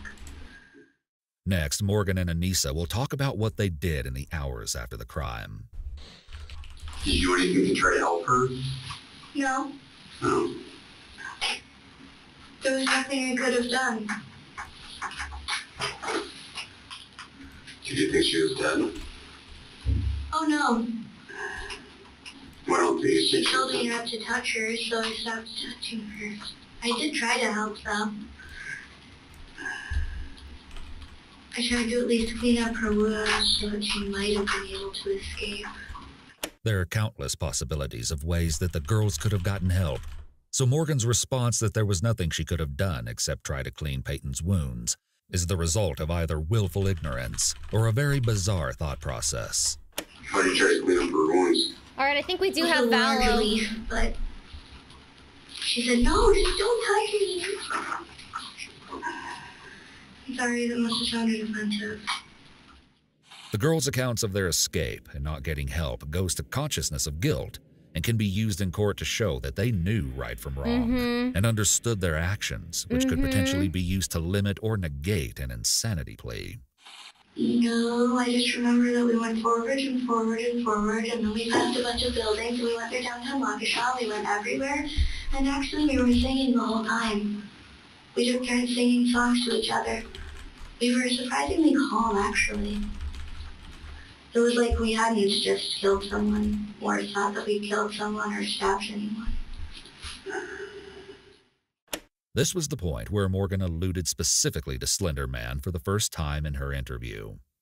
And we went into a few like ditches with forests and trees. And I remember we tried to find Slenderman. Okay, Valorant will be with Nesua, Foolish, Puns, and Hassan. After Foolish, Hassan, and Nesua started a game, so Puns is going to start a game, and so after both games are done, then we'll play. Trying to think who? Slender. Who's Slender Man? He's this tall, faceless man who preys on children.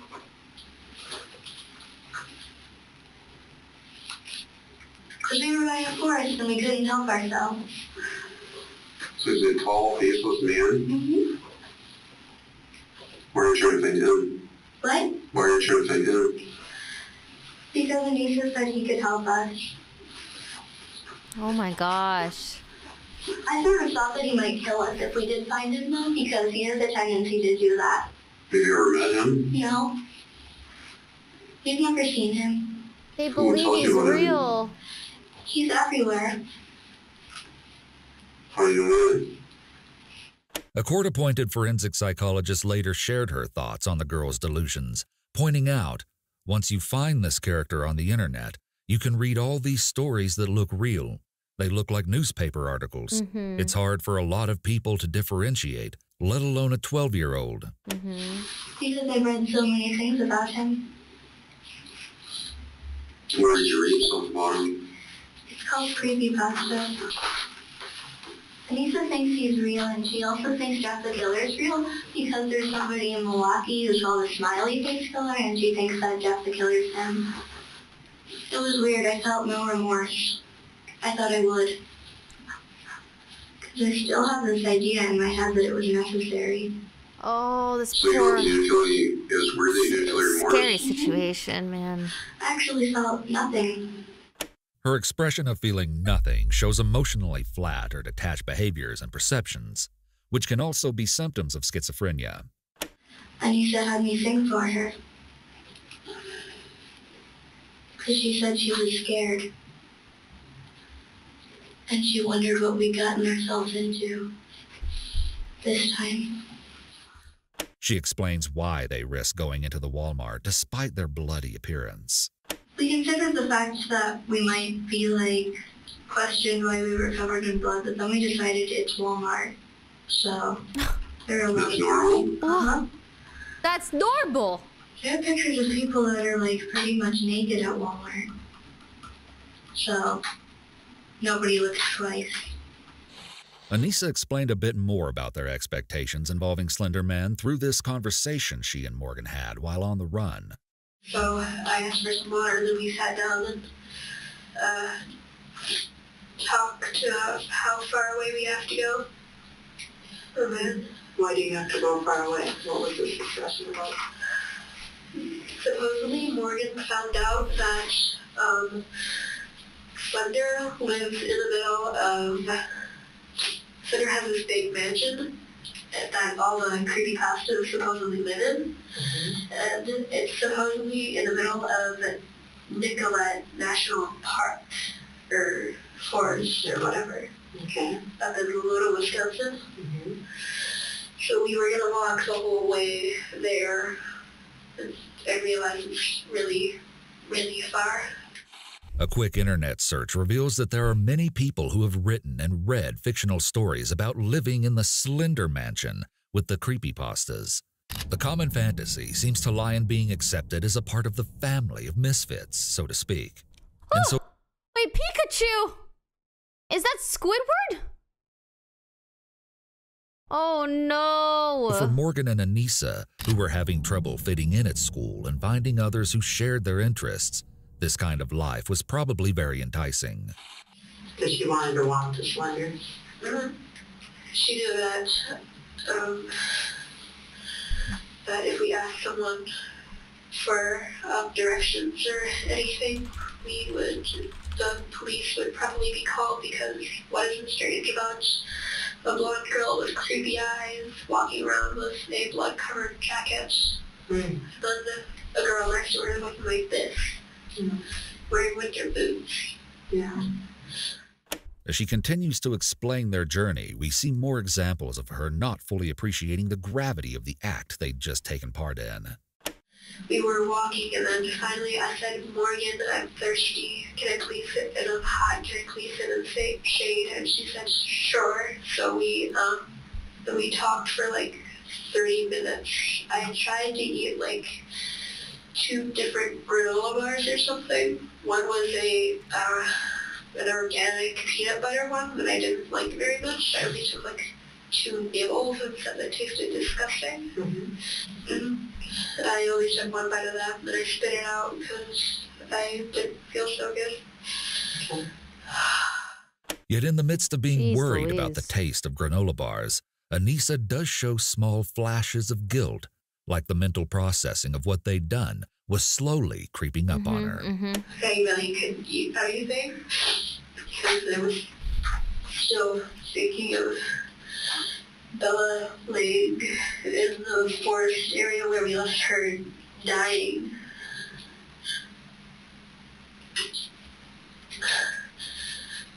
Sorry. Okay. So we finally, Morgan said we should probably keep walking before the police get on our tail. So we were walking, and then I had a total nervous breakdown and blamed Morgan for everything. I said, you stabbed her. You wanted to do this. Oh. Look at what Morgan did. Then Morgan's not one to cry very often. And then finally she just let go and started crying. And then I just needed to vent because I was scared. What's intriguing here is seeing how the girls' self-preservation instincts far overruled any concern they might have had for Peyton's well-being. Anissa is about to name 2 reasons why she was scared, but neither have anything to do with what state Peyton might be in. Oh, no. I was scared. Why? Scared, A, for myself, and B, for my family, because after Insane. we left Peyton in the woods, close to the marshy area that was nearby, she said, oh, and there was one thing I forgot to tell you. I kind of sort of made a deal with Slender saying that if we didn't kill Bella, that he either would or could kill our families and everything we love. And I don't want that to happen, so that's why I did this. What Anissa just said would later become very important. Prosecutors would latch onto this statement that suggests Anissa only had the fear of her family being hurt after the stabbing, to argue that this scenario was never kill or be killed in her mind. A deputy district attorney would assert that in truth, Anissa went along with the murder plot because she was desperate to keep Morgan's friendship, and said it was therefore a choice she needed to be held criminally responsible for.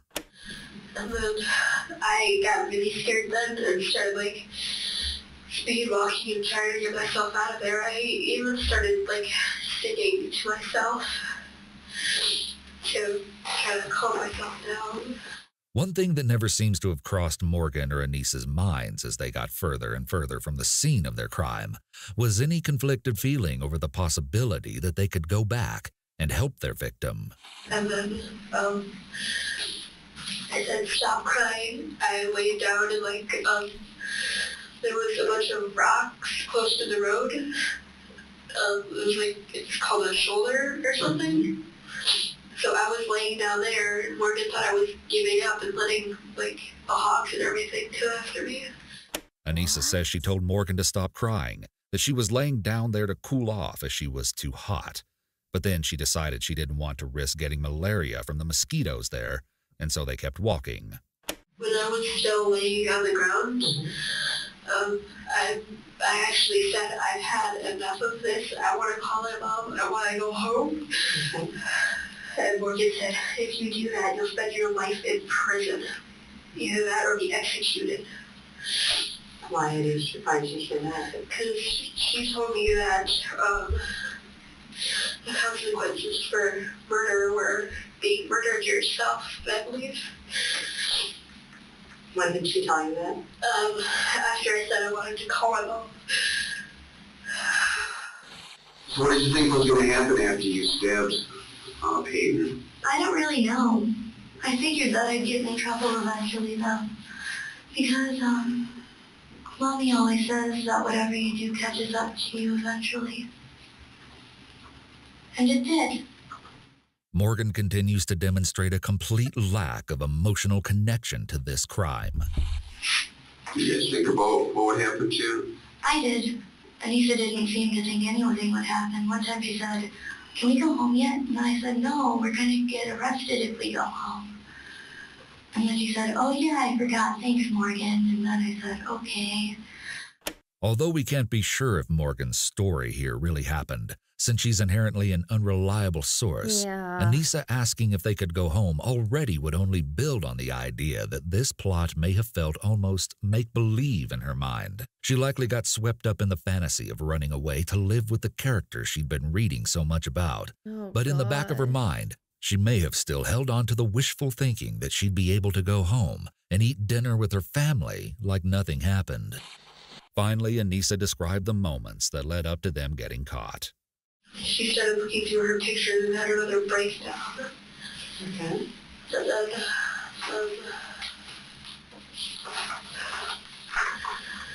after like 30 minutes of me trying to calm her down and her crying, we finally started walking again, and then we kept walking straight for a while, and then we saw Steinhoff again, and I said, They went into the furniture store to refill their water bottles and grab some extra fruit snacks for the road. They then went outside and Fruit sat by a snacks tree. again? Morgan started contemplating on whether or not we should face our consequences or keep going. So then I laid down on the grass, and that's when one of the deputies said, put your hands in the air where I can see them, and then they got us. Okay. When he started talking to me, I said, I'm scared. I was told that if I didn't do something for someone, my family would be in danger. And then he said, you're safe now, don't be scared. Then he put me in the back of the car, and then I watched Morgan. I don't know what they said to her because I couldn't hear anything. Right. And then after like 30 minutes, they brought us here. Okay. Okay. 4 hours and 30 minutes after Peyton was found, at approximately 2:30 p.m., Morgan and Anissa were apprehended on the intersection of Highway 164 and Interstate 94. A Good Samaritan driving by had seen a post on Facebook, spreading the word to look out for the two girls on the run. They recognized them immediately before calling 911, tracking their movements, and relaying the information to authorities. When the girls settled down to take a break, the police arrived and intercepted them soon after. The officer drew his sidearm at the girls and ordered them to put their hands in the air, to which they complied. The girls were soaked in blood, but things were about to get even more disturbing. More? Morgan's reaction to the officers was utterly bizarre, and it was clear that she was either detached from reality or putting on some sort of act. As more officers arrived on the scene, Morgan asked, "Did I kill her? Is she dead?" Oh my. Police found the backpack Morgan had packed that morning and began to dig through, finding food, water bottles, the 5-inch kitchen Why knife, is the and granola Morgan like and that? Anissa's family photos. As the officers were observing the blood stains on Morgan's clothing, they asked her where the blood had come from. She replied that she was forced to kill her best friend. While the authorities waited for custody to be transferred to Waukesha Police Department, an officer asked Morgan what she was thinking. Morgan explained that she was thinking about Spock, the Star Trek character, and his girlfriend. The officer was obviously caught off guard and asked her to explain further, and she elaborated that Spock and his girlfriend were gross, as Spock could not feel emotion, and he apparently should not be kissing a woman. Once apprehended, Morgan began to softly sing to herself. When she was placed into the rear of the squad car, she stated, "What, are you gonna execute me for killing her?" What? What do you think should happen to somebody that stabs somebody else?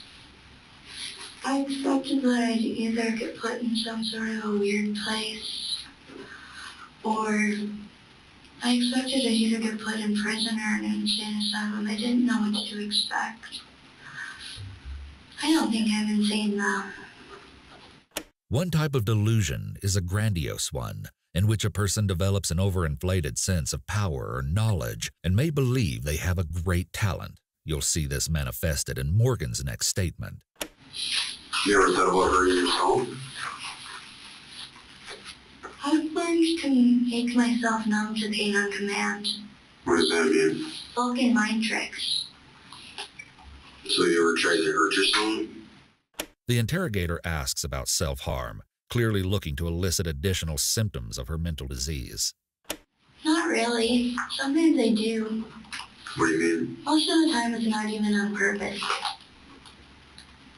What do you mean by hurt yourself?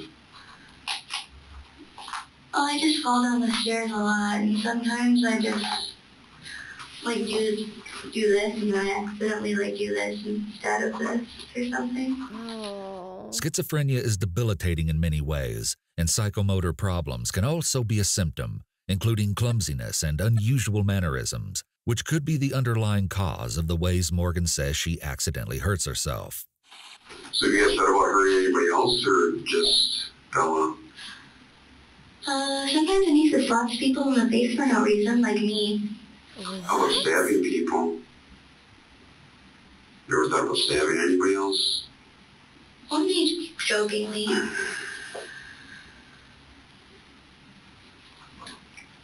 Not seriously thought about it. So not really or not seriously? Not really. I wanted to hurt people before, but they're not nice to me, so they deserve it. But Bella's nice to you. Why did you want to hurt her? Because it was necessary. Why was it necessary? I don't know. Wow. Her thinking is disorganized on the topic of why it was necessary to kill Peyton, once more demonstrating the symptom of disorganized or disconnected thoughts. In their interrogations, the girls were asked about the specifics of how long they'd been planning this murder, which will of course go to determining premeditation. Morgan's interrogator would later emphasize, "It wasn't until we started talking with the girls that we really knew it was two 12-year-old girls that have planned for 6 months to kill their friend." So you're very close with Morgan. 6 months of planning. You've known her since October. You've been involved in reading the creepypasta since, like November or something. And in December or January, Morgan, who also is into creepypasta, did you introduce her to it, or did she already know about it? She said that she's seen Slender also in like old pictures that she has. Okay. So I told her about them, and then she said, "Oh my God, I think I saw Slender when I was like 5, because she supposedly used to live in like a really heavily wooded area." Okay. Slender likes to stay in wooded areas. Okay. A shared Oh my psychotic disorder, gosh. also known as folie à deux, or madness of two, occurs when a person starts to take on the delusions of someone with a psychotic disorder such as schizophrenia.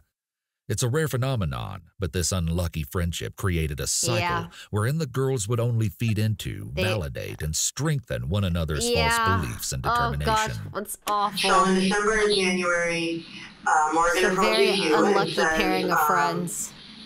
she tells you that you should be proxies of Slender, or puppets. And you say, okay, well, how do we do that? And she says, well, we have to kill Bella, or Peyton, right? And this will prove ourselves to Slender. I'm gonna grab popcorn.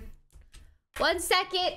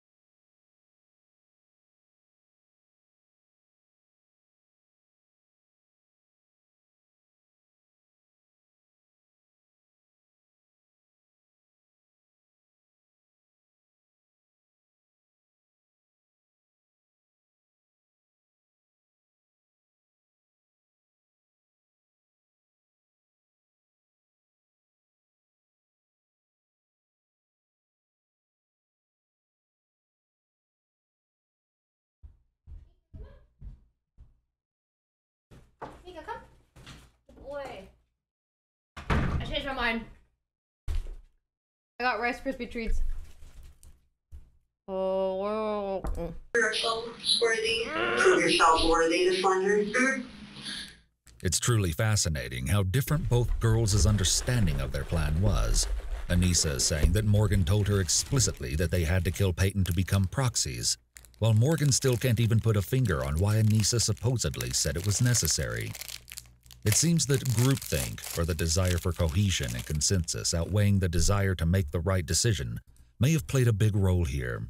If either girl started coming to their senses or having doubts about whether or not they should go through with trying to murder their friend, they may have kept it bottled up in order to be a good friend and not upset their partner. There may also be pluralistic ignorance at play here, in which each girl believed that the other held more extreme beliefs than themselves about the matter.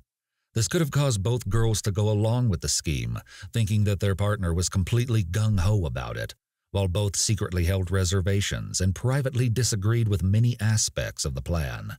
However, the more we hear from Anissa and Morgan, the harder it becomes to tell who, if anyone, was the true leader of this operation. And what would that do for you? Does that to get Slender to like you?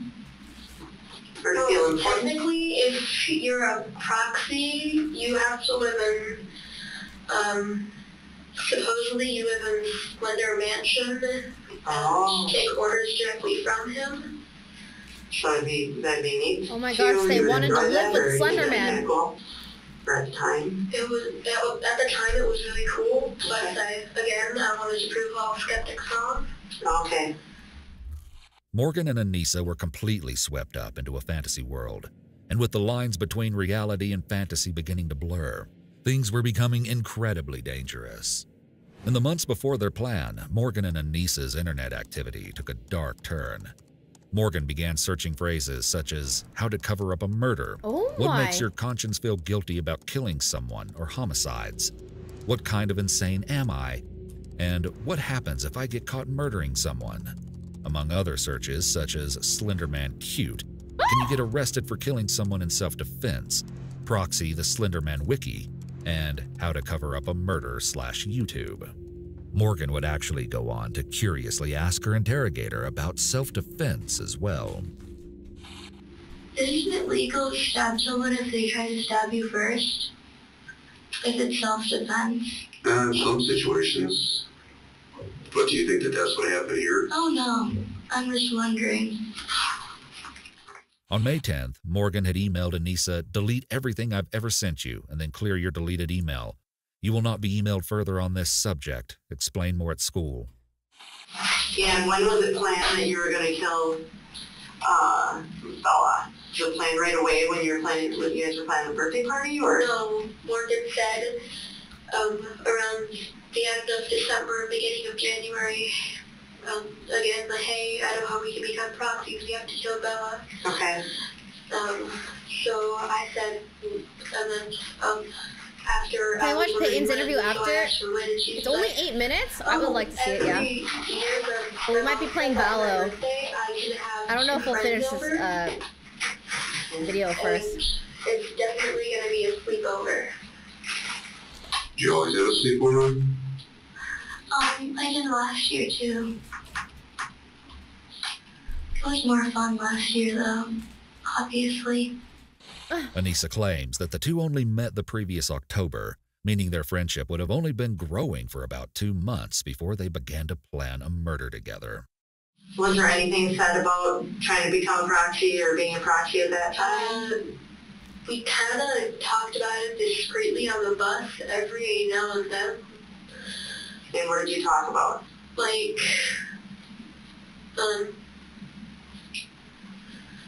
ways to defend ourselves from, like, wild animals and all that, like badgers, and,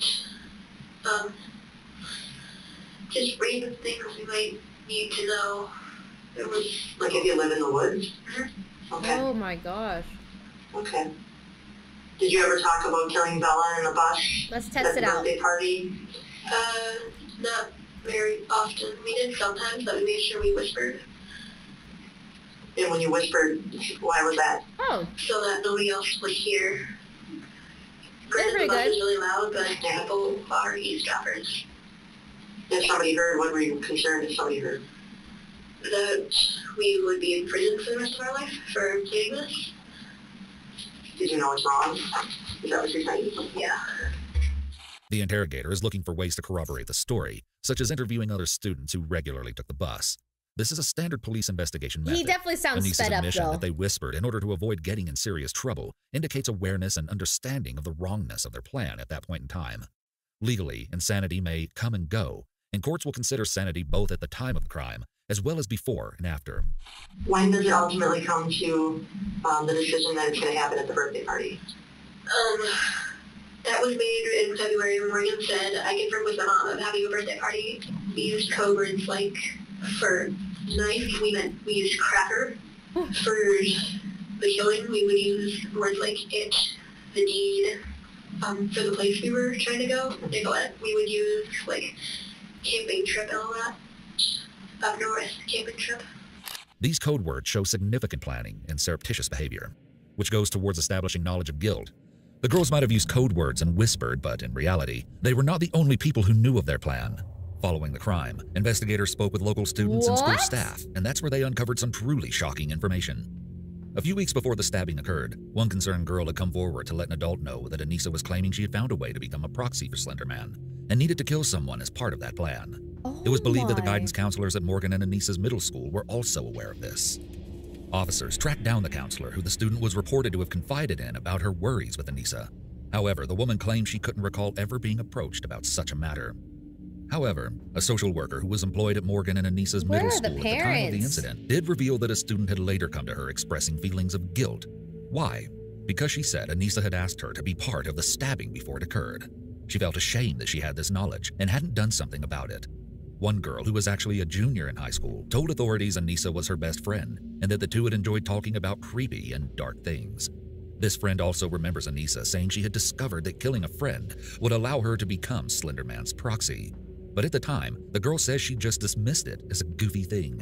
One classmate would later testify in court that Anissa had hinted about killing a friend, but then assured her, "Don't worry, it's not you." It's disturbing and unfortunate just how many people knew about Morgan and Anissa's dark plan, but didn't take their words seriously enough until it was far too late. Here, the girls describe what their original plan was. So originally I thought it was, we go to bed around 8, Morgan sets an alarm on her Kindle to like 2 a.m. and puts big headphones on, and then the alarm wakes her up. She wakes me up, and then we kill Bella, put her under some covers, make it look like she was sleeping, and then we run. And just leave her at Morgan's house. That was the original plan? Yeah, until it changed. We were still planning on waking up really early, but Morgan was being really nice that day, and she let me sleep in like an extra 2 hours and 45 minutes. On that day, meaning today? At the sleepover last night. So she was being nice, what do you mean? Sometimes she can be kind of mean, but that's only like when she's threatened. I thought we were going to Skateland the next day. Okay. But we were in reality going to Skateland that night. And so that messed up the timeline? For me it did. Did you originally make that first plan? Is that why? She made the first plan. I just kind of went along with it and tweaked some things. Okay. What was your plan originally when you guys were going to kill Bella? Well, she was sleeping, so we didn't have to look in her eyes. How were you doing when you were sleeping? I don't know. It didn't work out very well, What do you obviously. mean? Meaning, we couldn't have... Well, actually, Anissa was very prepared to go with it, but... So who was prepared to go with it, Anissa? Anissa was very prepared to do it that night, but then... Was that last night? Yeah. I found many flaws in her plan, such as the fact of exhaustion. I know how she is with her sleep. It would never have worked. It didn't work this time, obviously, and we're never going to try again, because I hope I never have to see Anissa again. Oh, Many of the things Morgan chooses to say wow. about Anissa suggests a feeling that Anissa is beneath her in some way. And here with her harsh statement that she hopes she never has to see Anissa again, just hours after planning to run away with her forever. Yeah, what? We can see just how fast she was able to turn against her friends, further illustrating her difficulty with maintaining healthy social relationships. So what were you guys originally going to do? You when she was sleeping? How were you going to do that? Just the same way we did now, except we probably duct tape her mouth shut or something. I don't know. Whichever way would be the most logical, if there's any logic in killing people, which I don't think there is, actually. So if you guys were duct tape, Oh you guys my had duct tape? Actually, it worked out quite well. Bella got me duct tape for my birthday, and he was like, ooh, and I was like, For her it doesn't work birthday. like that. Because she doesn't understand that what it does to you psychologically when you don't get any sleep. She's so and calm. what She the guilt can do to you. That she you probably has nevertheless have constantly underlying schizophrenia someone, both of which mixed together would or cause some other mental breakdown. illness that's been Even when considering the lifelong guilt attached with mentioned murder, a lot in this Morgan video. remains cold, calculating, and logistical in her evaluation. I never really did think that that plan would work because it is the dead of night, and how on earth are we supposed to do anything such as hide the body? So I didn't think it would work, personally.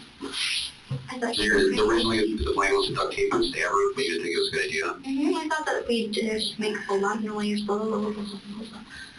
Because you can still scream if your mouth is shut, like smiling. I definitely still scream because one time in like first grade I talked with my mouth closed a lot.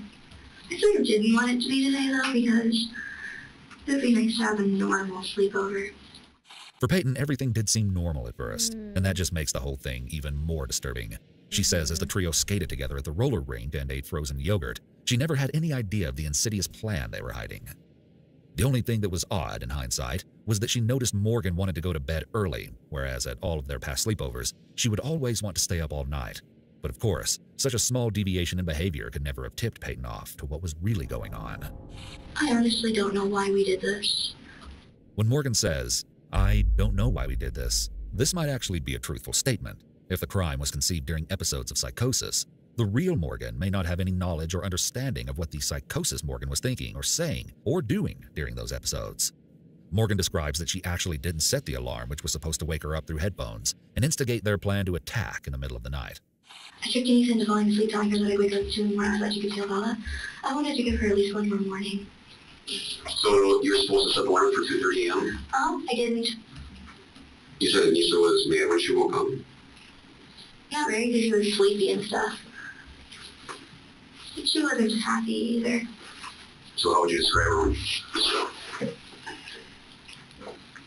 Morgan, again. Disappointed? Mm-hmm. I think disappointed is a good word to use. Yes.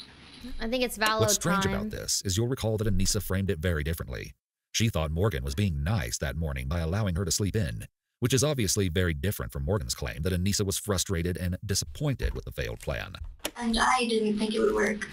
I didn't think any of this would work from the start. Things like this never work out, from what I've read and heard. And Anissa just was believed 100% that the Slender Man stuff and all the horror stuff that she read up on and saw on the internet was real. And this other girl just there's something, you know, she definitely has like some sort of like mental illness for sure. And it just like perpetuated itself. It's crazy. Can we finish this first? We'll come back to it, don't worry. Yeah, 1 hour and 55 minutes.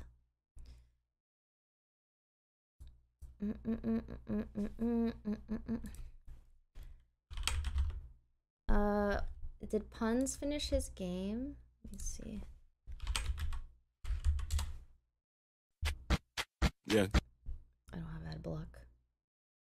You wanted to give Bella one more day? I wanted to see if I could put it off forever, but it didn't seem to work out like that. So, Put it off forever. Interestingly, Anissa also claimed that she wanted to put the crime off for a while. Morgan said, we have to kill Bella today. And I was like, but can't we say another night and do it tonight? Because I was still kind of scared and kind of hopeful.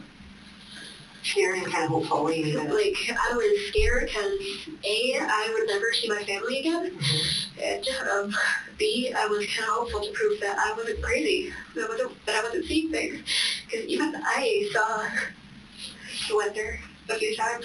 Oh I my. think I was just That was probably my mind playing tricks on me. When was this before the party that you saw Slender? You've seen him before? Twice. Once, well, they were both on a bus. We ride the same bus. Just to and from school. So we were, like, talking on the bus. I look out the window and I see this, it was a thing standing like this with tendrils, looks exactly like a tree. Maybe it was a they were going like tree. that. Claiming that she saw Slender Man before is a major reality disconnect. And, I told Morgan, and so I actually thought that he was real, because I saw him. After Morgan finishes explaining their plan A, the interrogator goes back to get more details about the act they actually ended up carrying out. But Morgan seems once again impatient with the repeated query. What did you do next? I already told you. What was that? Stab, stab, stab, stab, stab. Did you try to stab her before that? I didn't play Slender Man Hentai Edition off stream. I streamed it. Everyone saw. Everyone saw me play that game. It was not very good, let me tell you. It was not. No. Did you guys go to the park? Yes. What happened at the park? Who was In there? the park, we played, and she went on the swing. I was in the bathroom. What happened in the bathroom? I was singing. Socially, this type of response may be typical for a frustrated and immature person. But as Morgan has already given this answer multiple times under similar circumstances, it is unclear why she chooses now to get snappy. So then after the bathroom, where'd you go down? I already told you. Where's that? Over by the trees at the dead end. Patience, maybe losing patience. And what'd you do there? Stabby, stab, stab, stab, stab. Hide Oh and seek. gosh. What's that? I already told you. Her repeated utterances of just simply stab, stab, stab, stab might be indicative of thought blocking. Morgan is being asked to repeat her story, which is a common interrogation tactic, but to her, it is an annoyance, as if she has better things to be doing. And then Anissa did the jumpy thing and said, now What do Morgan. you mean the jumpy thing? She jumped on Bella. The jumpy thing. You know what happened? What? What happened then? And then we stabbed her. She even goes so far as to ask this bold question. And then I went and looked for them. You know what happened? Then I found them. What happened then? Tried to play again. And then Anissa jumped on Bella again. Like I just said. You know what happened? Are you trying to do this over and over again and see if I tell the story differently? I'm just trying to make sure that I get it right. I don't want to make any mistakes. So then she jumped on her, and where did you get the knife from? The bag. So you took the knife out of the bag, Mm-hmm. and then what? Morgan has also been diagnosed with oppositional defiant disorder, which entails a frequent and persistent pattern of anger, irritability, arguing, defiance, or vindictiveness towards peers, parents, teachers, and other authority figures. And then she got stabbed. Who stabbed her? Both of us. Who stabbed her first? How am I supposed to remember that? No, I mean, it's just pretty important, so... That's kind of Just gotta try important, to have isn't some it? traits. Anissa or me, one of the two, of course, but I don't know. What this illustrates is a typical symptom of schizophrenia called a deficit in social cognition. There is a lack of appropriate processing in social interactions and relationships. Morgan certainly has many moments of getting frustrated with the interrogator. Did you have anything first, or did I have the right not to go into detail about it if I don't want to. And I just want to finish the video so I bad. don't really remember. It happened really, really fast. How many times do you think it was? I don't know. I didn't know I was supposed to count. How many do you think? Like 1 or 2 or 5 I or don't 10, 50, 100? I don't know. I think she'd be dead if it was 100. However, there are also moments like this where we can see just a bit of Morgan appearing to struggle with the morality of what she's done. I'm sorry for putting you through all this trouble, sir. No, you know, I'm trying to do this. I think that you need some help, somebody to talk There's to. about and 28 try minutes to work out left. some of these things that you got going on. What do you mean? Well, thinking about, what does he call this guy?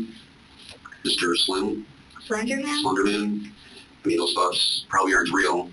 And to think about stabbing one of your very good friends probably isn't the best thoughts to be having. To get a better idea of just how extreme Morgan's disease is, schizophrenia symptoms usually begin in late adolescence or early adulthood, making an onset younger than the age of 18 uncommon and a diagnosis before 13 extraordinarily rare. Wow. Estimates claim that at the very most, only 1 in every 100 adult schizophrenia patients developed it while still a child. So rare. Probably not.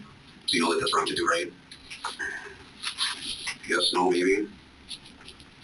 But lots of people have seen Slender Man. But how about that? Do you think that's right or wrong? Probably wrong. Yep. If it were right, it wouldn't be here. That's right. You can't go around That's getting true. I think that maybe you gotta get talk to somebody to get some of these things, but also you don't go around doing this anymore. But the question is, deep down, did the girls truly believe that Slender Man was going to target them if they didn't do this? At a few moments in the interrogations, we can garner a little insight into their headspace. When Morgan said to you that if we don't do this for Slender, our families and loved ones are going to be killed, do you honestly believe that? Well, yeah, because he could be anywhere from 6 feet to 14 feet tall. He's, like I said, a tall guy who constantly wears a suit with a red tie. He doesn't have a face. His skin is white. And at his own will, he can, exploit these tendrils from his back. Someone tell her that Slender Man is not real. He said he targets children most. And so I was really scared, knowing that Slender could easily kill my whole family in 3 seconds. So how did you learn about Slender and creepypasta? I first heard about it on YouTube. I was watching a Minecraft mod showcase by... I want to finish this so bad, but they're waiting for me. We're gonna have to come back to it. Oh gosh, I'm so sorry. I'm so sorry. He's not real, chat. Slender Man is not real. Right? He's not. Right?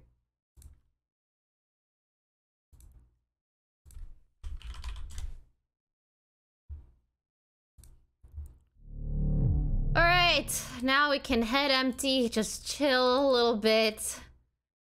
What a day of crime and tragedy. Wow, Wow. Wow.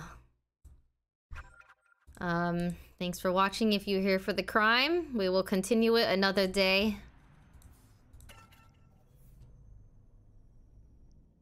We are playing with Nesua, Foolish, Puns, Hassan, Valkyrie. You're waiting for you? Yes, I'm here. I'm here. I'm here. I'm present. Let me get the boobles.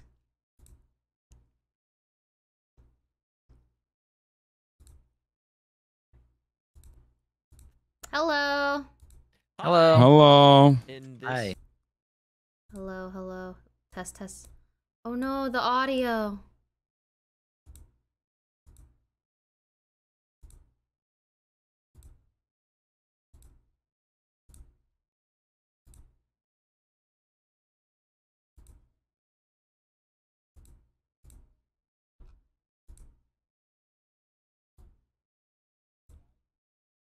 My audio isn't working. No.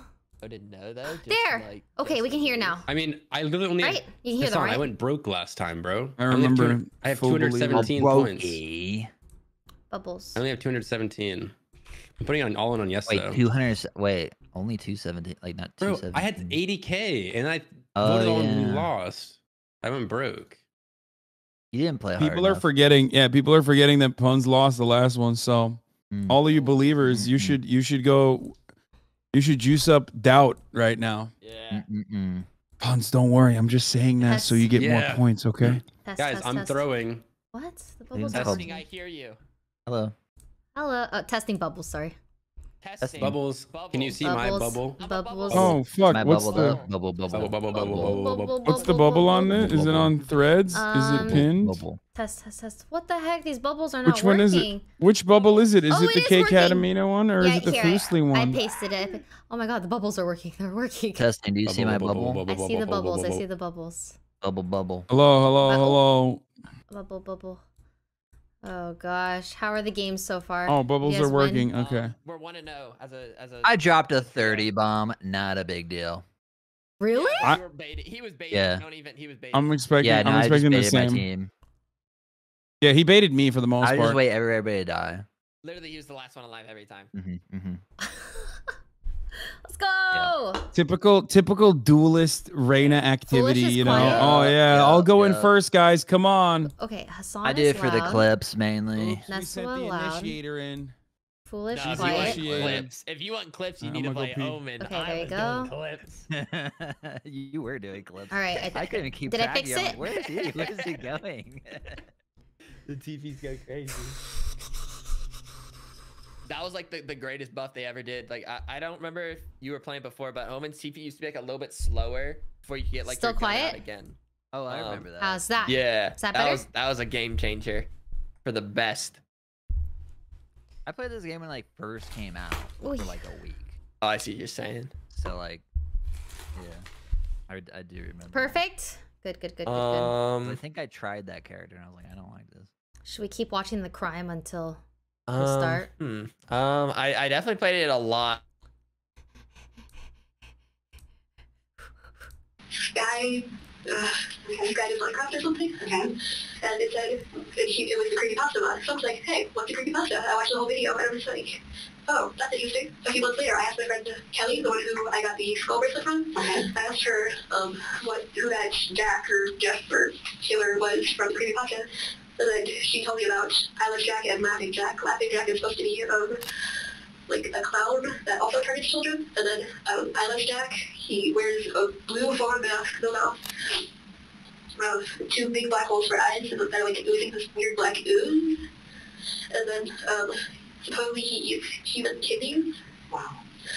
The interrogator plays Wow. along with the bizarre fantasy, giving understanding O's here and there.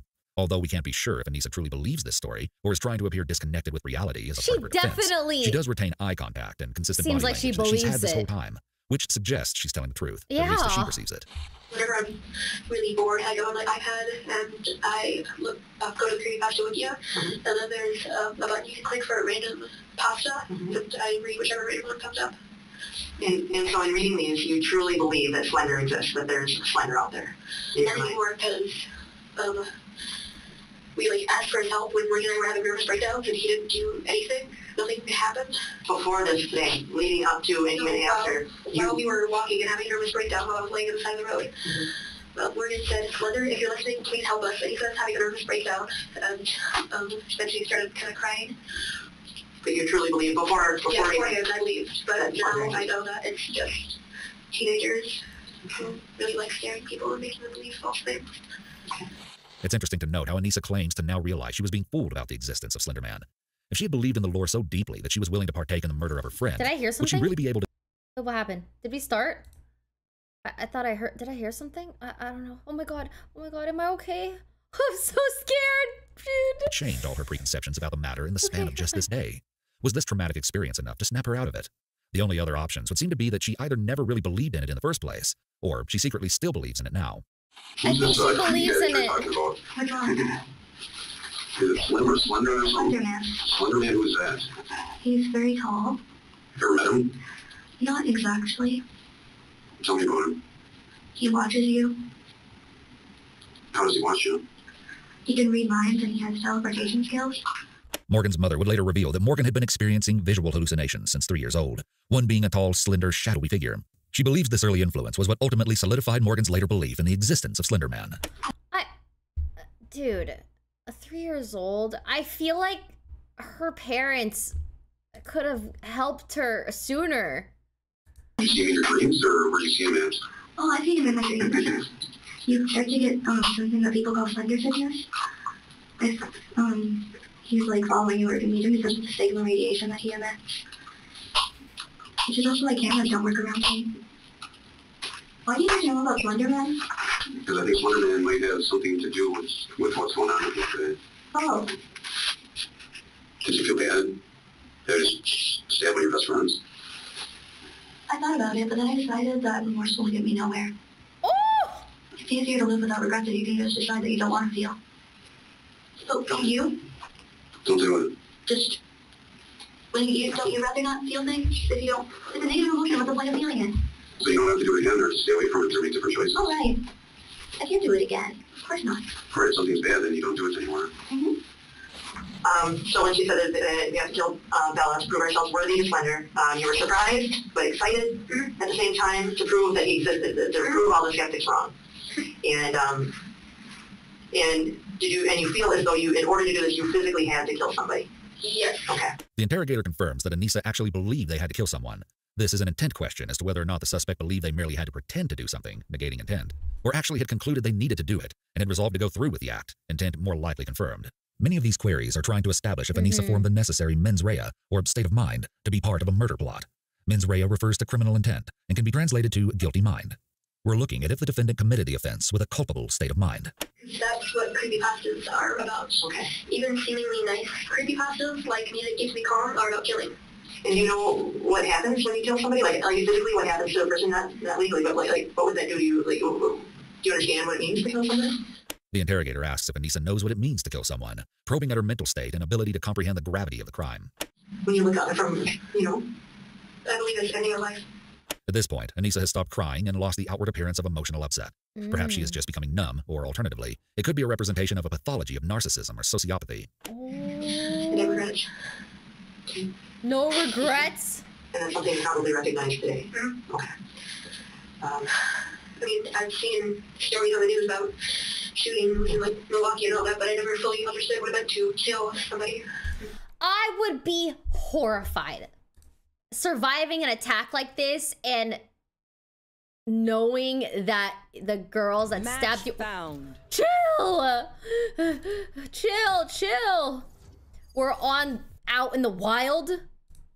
I want to see the look on her face when she learned that Slenderman wasn't real, though. Like, would she care? I feel like they just don't care. We blame Mr. Puns.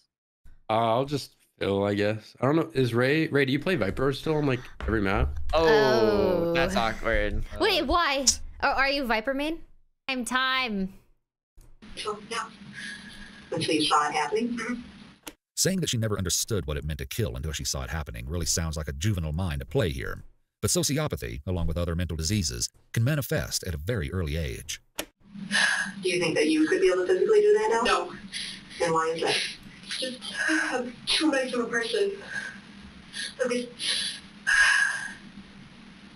too nice and too squeamish. Squeamish. Like, I can stand blood if it's my own, but if I have to physically make someone else bleed for my personal gain, I won't do it. It just doesn't fit right with me. This is for your own game, though. Yeah. Please, the Slender Man. Anissa thinks she is too nice of a person to kill someone. This is a fascinating disassociation from the recent attempted killing. Her mental state at this point seems to be bouncing between clarity and understanding, all the way to nonsensical denials of reality, which is not uncommon with juveniles. I didn't want to do this. Why did you do it then? I was afraid of what would happen if I didn't. Psychosis with persecution seems to be presenting itself here. Delusions of persecution make someone convinced that someone is mistreating, conspiring against, or planning to harm them or their loved ones. Mika. These obsessions can grow to disrupt a person's ability to live a normal, everyday life, as it clearly has with Morgan. These false beliefs can range from highly improbable, such as fear of neighbors spying on you, to completely irrational, such as believing in something paranormal, like Slender Man. Since hallucinations are closely tied with these delusions, it's no surprise that Morgan's supposed sightings of the creepy man only stoked her fear more. And as we saw earlier with Morgan's comments about being left to rot and die in jail, and not wanting her head cut off, her delusions of persecution extend to real-world authority figures as well. So you said that you were afraid? What were you afraid of? Pretty much anything. Being afraid of pretty much anything is a classic persecution symptom associated with schizophrenia. Because Anissa had already, just jumped on her. I was hoping that I didn't think she could forget. That who would forget? Anissa. She probably was just now giddy, and then something like that, and no. And I don't know what would have happened because Bella would have freaked out, and then Anissa would have freaked out at me, and then they would all be mad at me. And, I didn't want to get hurt. You didn't want to get hurt? Did you think about how Bella would feel if she get hurt? I avoided that thought. Anissa said something about us having to. Avoiding thoughts about how the victim would feel is a common disassociation presentation among the mentally ill. As both girls' interrogations wind to a close, there are a few more interesting elements to touch on. In Anissa's case, one of the most intriguing moments happens right towards the end. What? Can I ask you a question? Yes. What? Where's Bella's body now? Bella's at the hospital. Okay. I thought it was still out there. In a crime scene. Did you think that she died? Yeah. She is alive. Okay. This curiosity is so interesting, and when Anissa learns that Peyton is still alive, her sigh of what seems to be relief may be a notion of remorse, although it is hard to tell from this single indicator. How does that make you feel? It makes me feel kind of happy. Kind of worried that, like, I'm just scared all around. What are you worried about? I know she'll never trust me again and that she eats my guts. Yeah. Uh-huh. That's right. Well, that's pretty serious what happened. She was very, very close to dying. Oh, today. Okay. Very close. A millimeter. The doctors were able to save her. Okay. How does that make you feel? Good. Makes you feel good that she's alive? Mm-hmm. She may be starting to grasp the severity of her circumstances now, but it's hard to gauge when taking her immature and possibly mentally ill mind into account. Will I be able to go back to school? No. Saturday? Yeah. You know, I don't know if you're going to be able to go back to school on Monday. But at some point in time, you'll be able to go back to school. Okay. Okay. How many stab wounds did they find? 19. Okay. Well, you counted 7.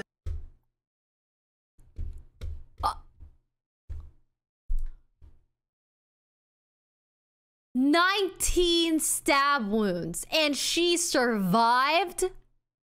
This little girl survived being stabbed 19 times. That is crazy. Guys! Oh, Three the sage. So, Son, can I show you something really quick? Do you mind that? Do you mind if I grab you? What do you mean? Where? I promise it'll be super quick. I'm sorry. Okay, but like, what do you mean? I'm streaming. GG. Toodaloo. Grab me where? All right, let's finish this video. Holy, it's been 5,000 years. Was she counting out loud or Crime. something? No, Oh, she the was bubbles. counting in her head. That was fun. We still won. Are her clothes being cut apart? No. Okay. They're being dried to ensure that blood is dry on it. Okay. Okay. It can also be a biohazard. Like, okay. I just feel like something. If I don't go to school on Monday, that'll be the first day of school. Day of school. You're kidding? You've never missed a day of school.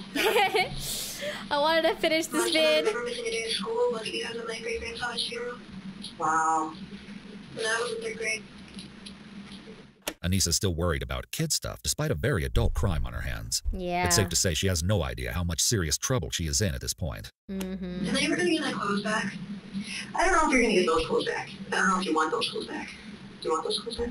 I mean, you can have them. You probably can have them back. That's kind of weird. Yeah, they probably put blood on it and stuff. I don't know, but it does make me feel a lot better knowing that she's alive. Good. You're still in trouble, So were you girl. won't treat Slender? Or do you think he does not exist? He does not exist. He is a work of fiction. And I believe that people who say that they've seen him in person have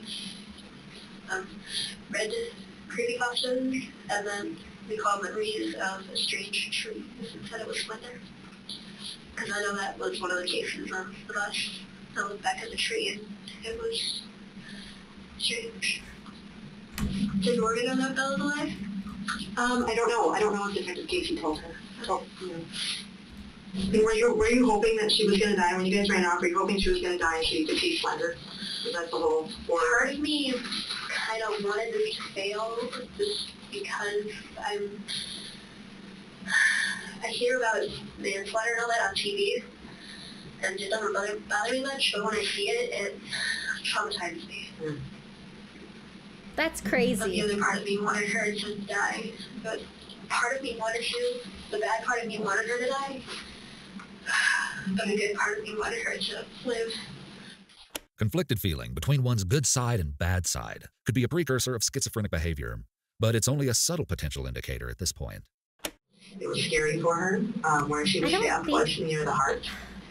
They did have to go in and incision and open up her She chest. seems like she And was show part of her heart to repair it. more aware of what was going and then on after that, they had to open up her stomach because her pancreas than the other was girl.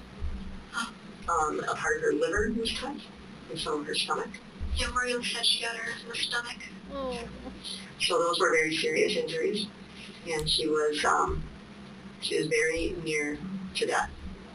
So what you guys were trying to accomplish today was very close to happening. Okay, but the doctors were able to fix her.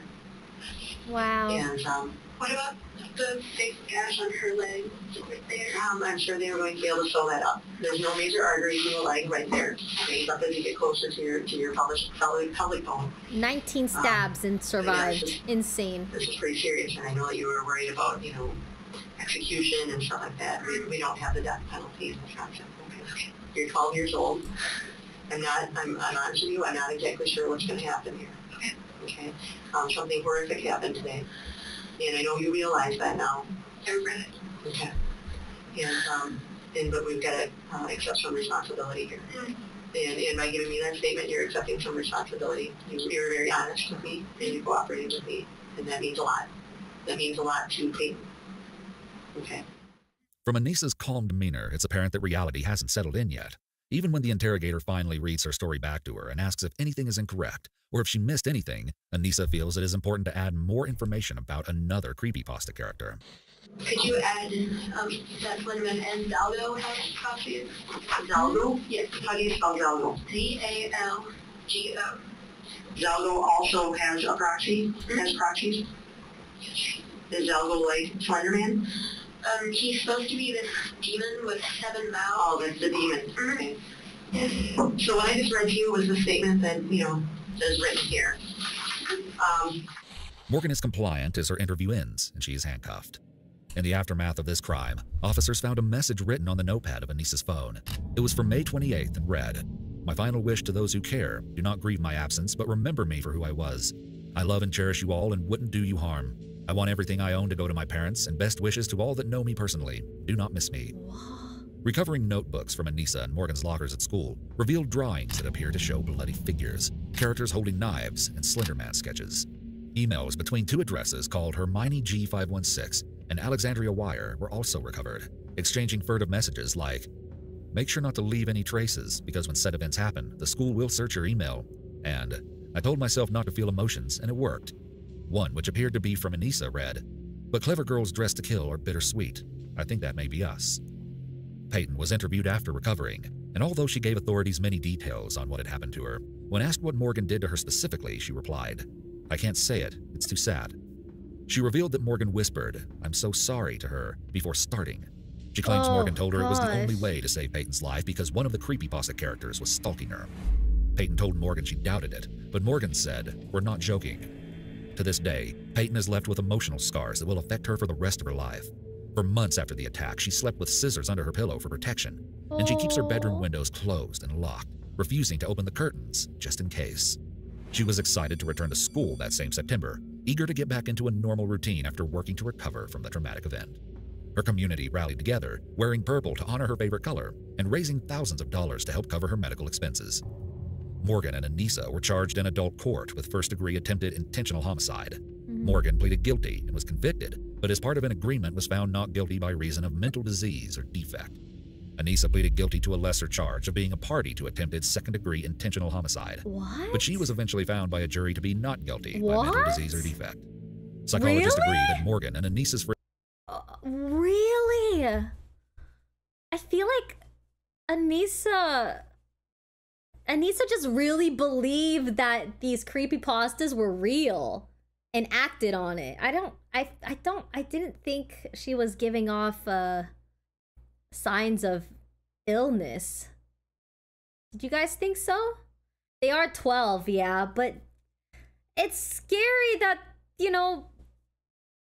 they were capable of doing this and they're just out there? friendship created a perfect storm of shared delusion. It was revealed that Morgan's father had suffered from a similar mental illness as his daughter when he was an adolescent and was hospitalized at least 4 times, showing that Morgan's early onset schizophrenia may have had a genetic basis. Doctors testified in 2014 that she believed she had Vulcan mind control abilities, could speak to Voldemort, that unicorns and Pegasuses were real, and that she could communicate with not only Slender Man, but also the Teenage Mutant Ninja Turtles. In the recent years, her mental health has reportedly seen significant improvements. Still, That's at one point, a good. state psychologist told the judge that she would not support Morgan being granted a conditional release, as she had been hearing the voice of Maggie, a hallucinatory voice she has been hearing for years, again. Anissa was diagnosed with post-traumatic stress disorder, major depression, and personality disorder. Oh, Her defense gosh. argued that she was under the command and control of a delusional disorder linked to schizotypy, a diminished ability to separate reality from fantasy. Oh, Although I no see. apology will ever be able to erase what Peyton endured, it's interesting to note that both girls have expressed that they are sorry for what they did. Anissa was sentenced to 25 years, and Morgan the maximum of 40 in a mental health institution. However, in the summer of 2021, there has been a recent update to this case. A judge agreed to a petition for conditional release from Anissa, which argued that the 19-year-old young woman is no longer a threat to herself or society. Based on hospital staff's reports that Anissa didn't exhibit psychotic behaviors, it's been ordered that state officials produce her release plan, and she was scheduled a hearing on September 10th. In a letter to the court, she asserted that she has exhausted the resources available to her at the mental health institution and needs to rejoin society in order to become a productive member of it. And when the anticipated day of the hearing finally arrived, a Wisconsin judge ruled that Anissa would indeed be granted her release from the psychiatric hospital on September 13th. The full report on her conditions of release has not been released to the public, was a year but the ago. judge has stated that Anissa had a clean mental health history and that there is no clear evidence that she poses a substantial risk of harm to others or herself. Anissa herself informed the court that she plans to live with her father and look for part-time work.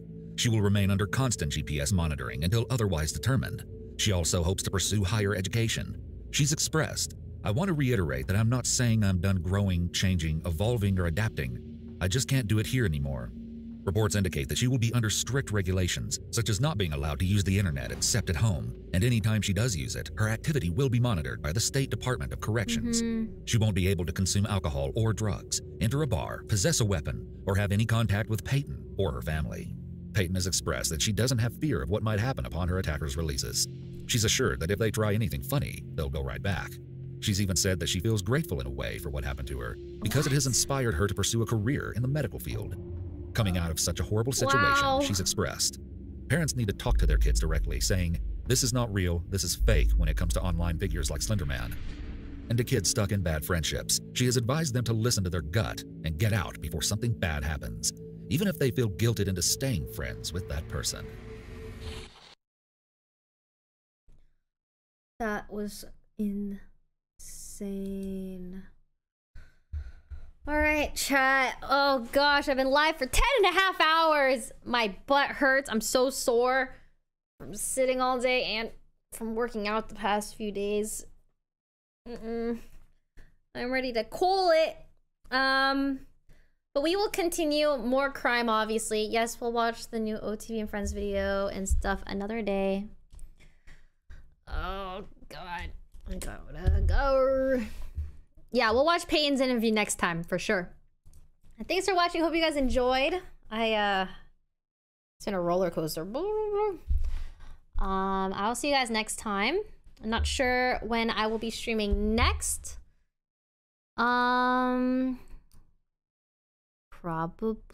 Definitely Friday on Myung's channel, I think. I will see about tomorrow. I gotta figure out when we're doing the YouTube bulk shoot, since that was supposed to be today, but we rescheduled. So anyways, thanks for watching. Take care. Drink some water. Thanks for all the members and subs and stuff. We'll see you guys later. Have a good night, everyone. Goodbye.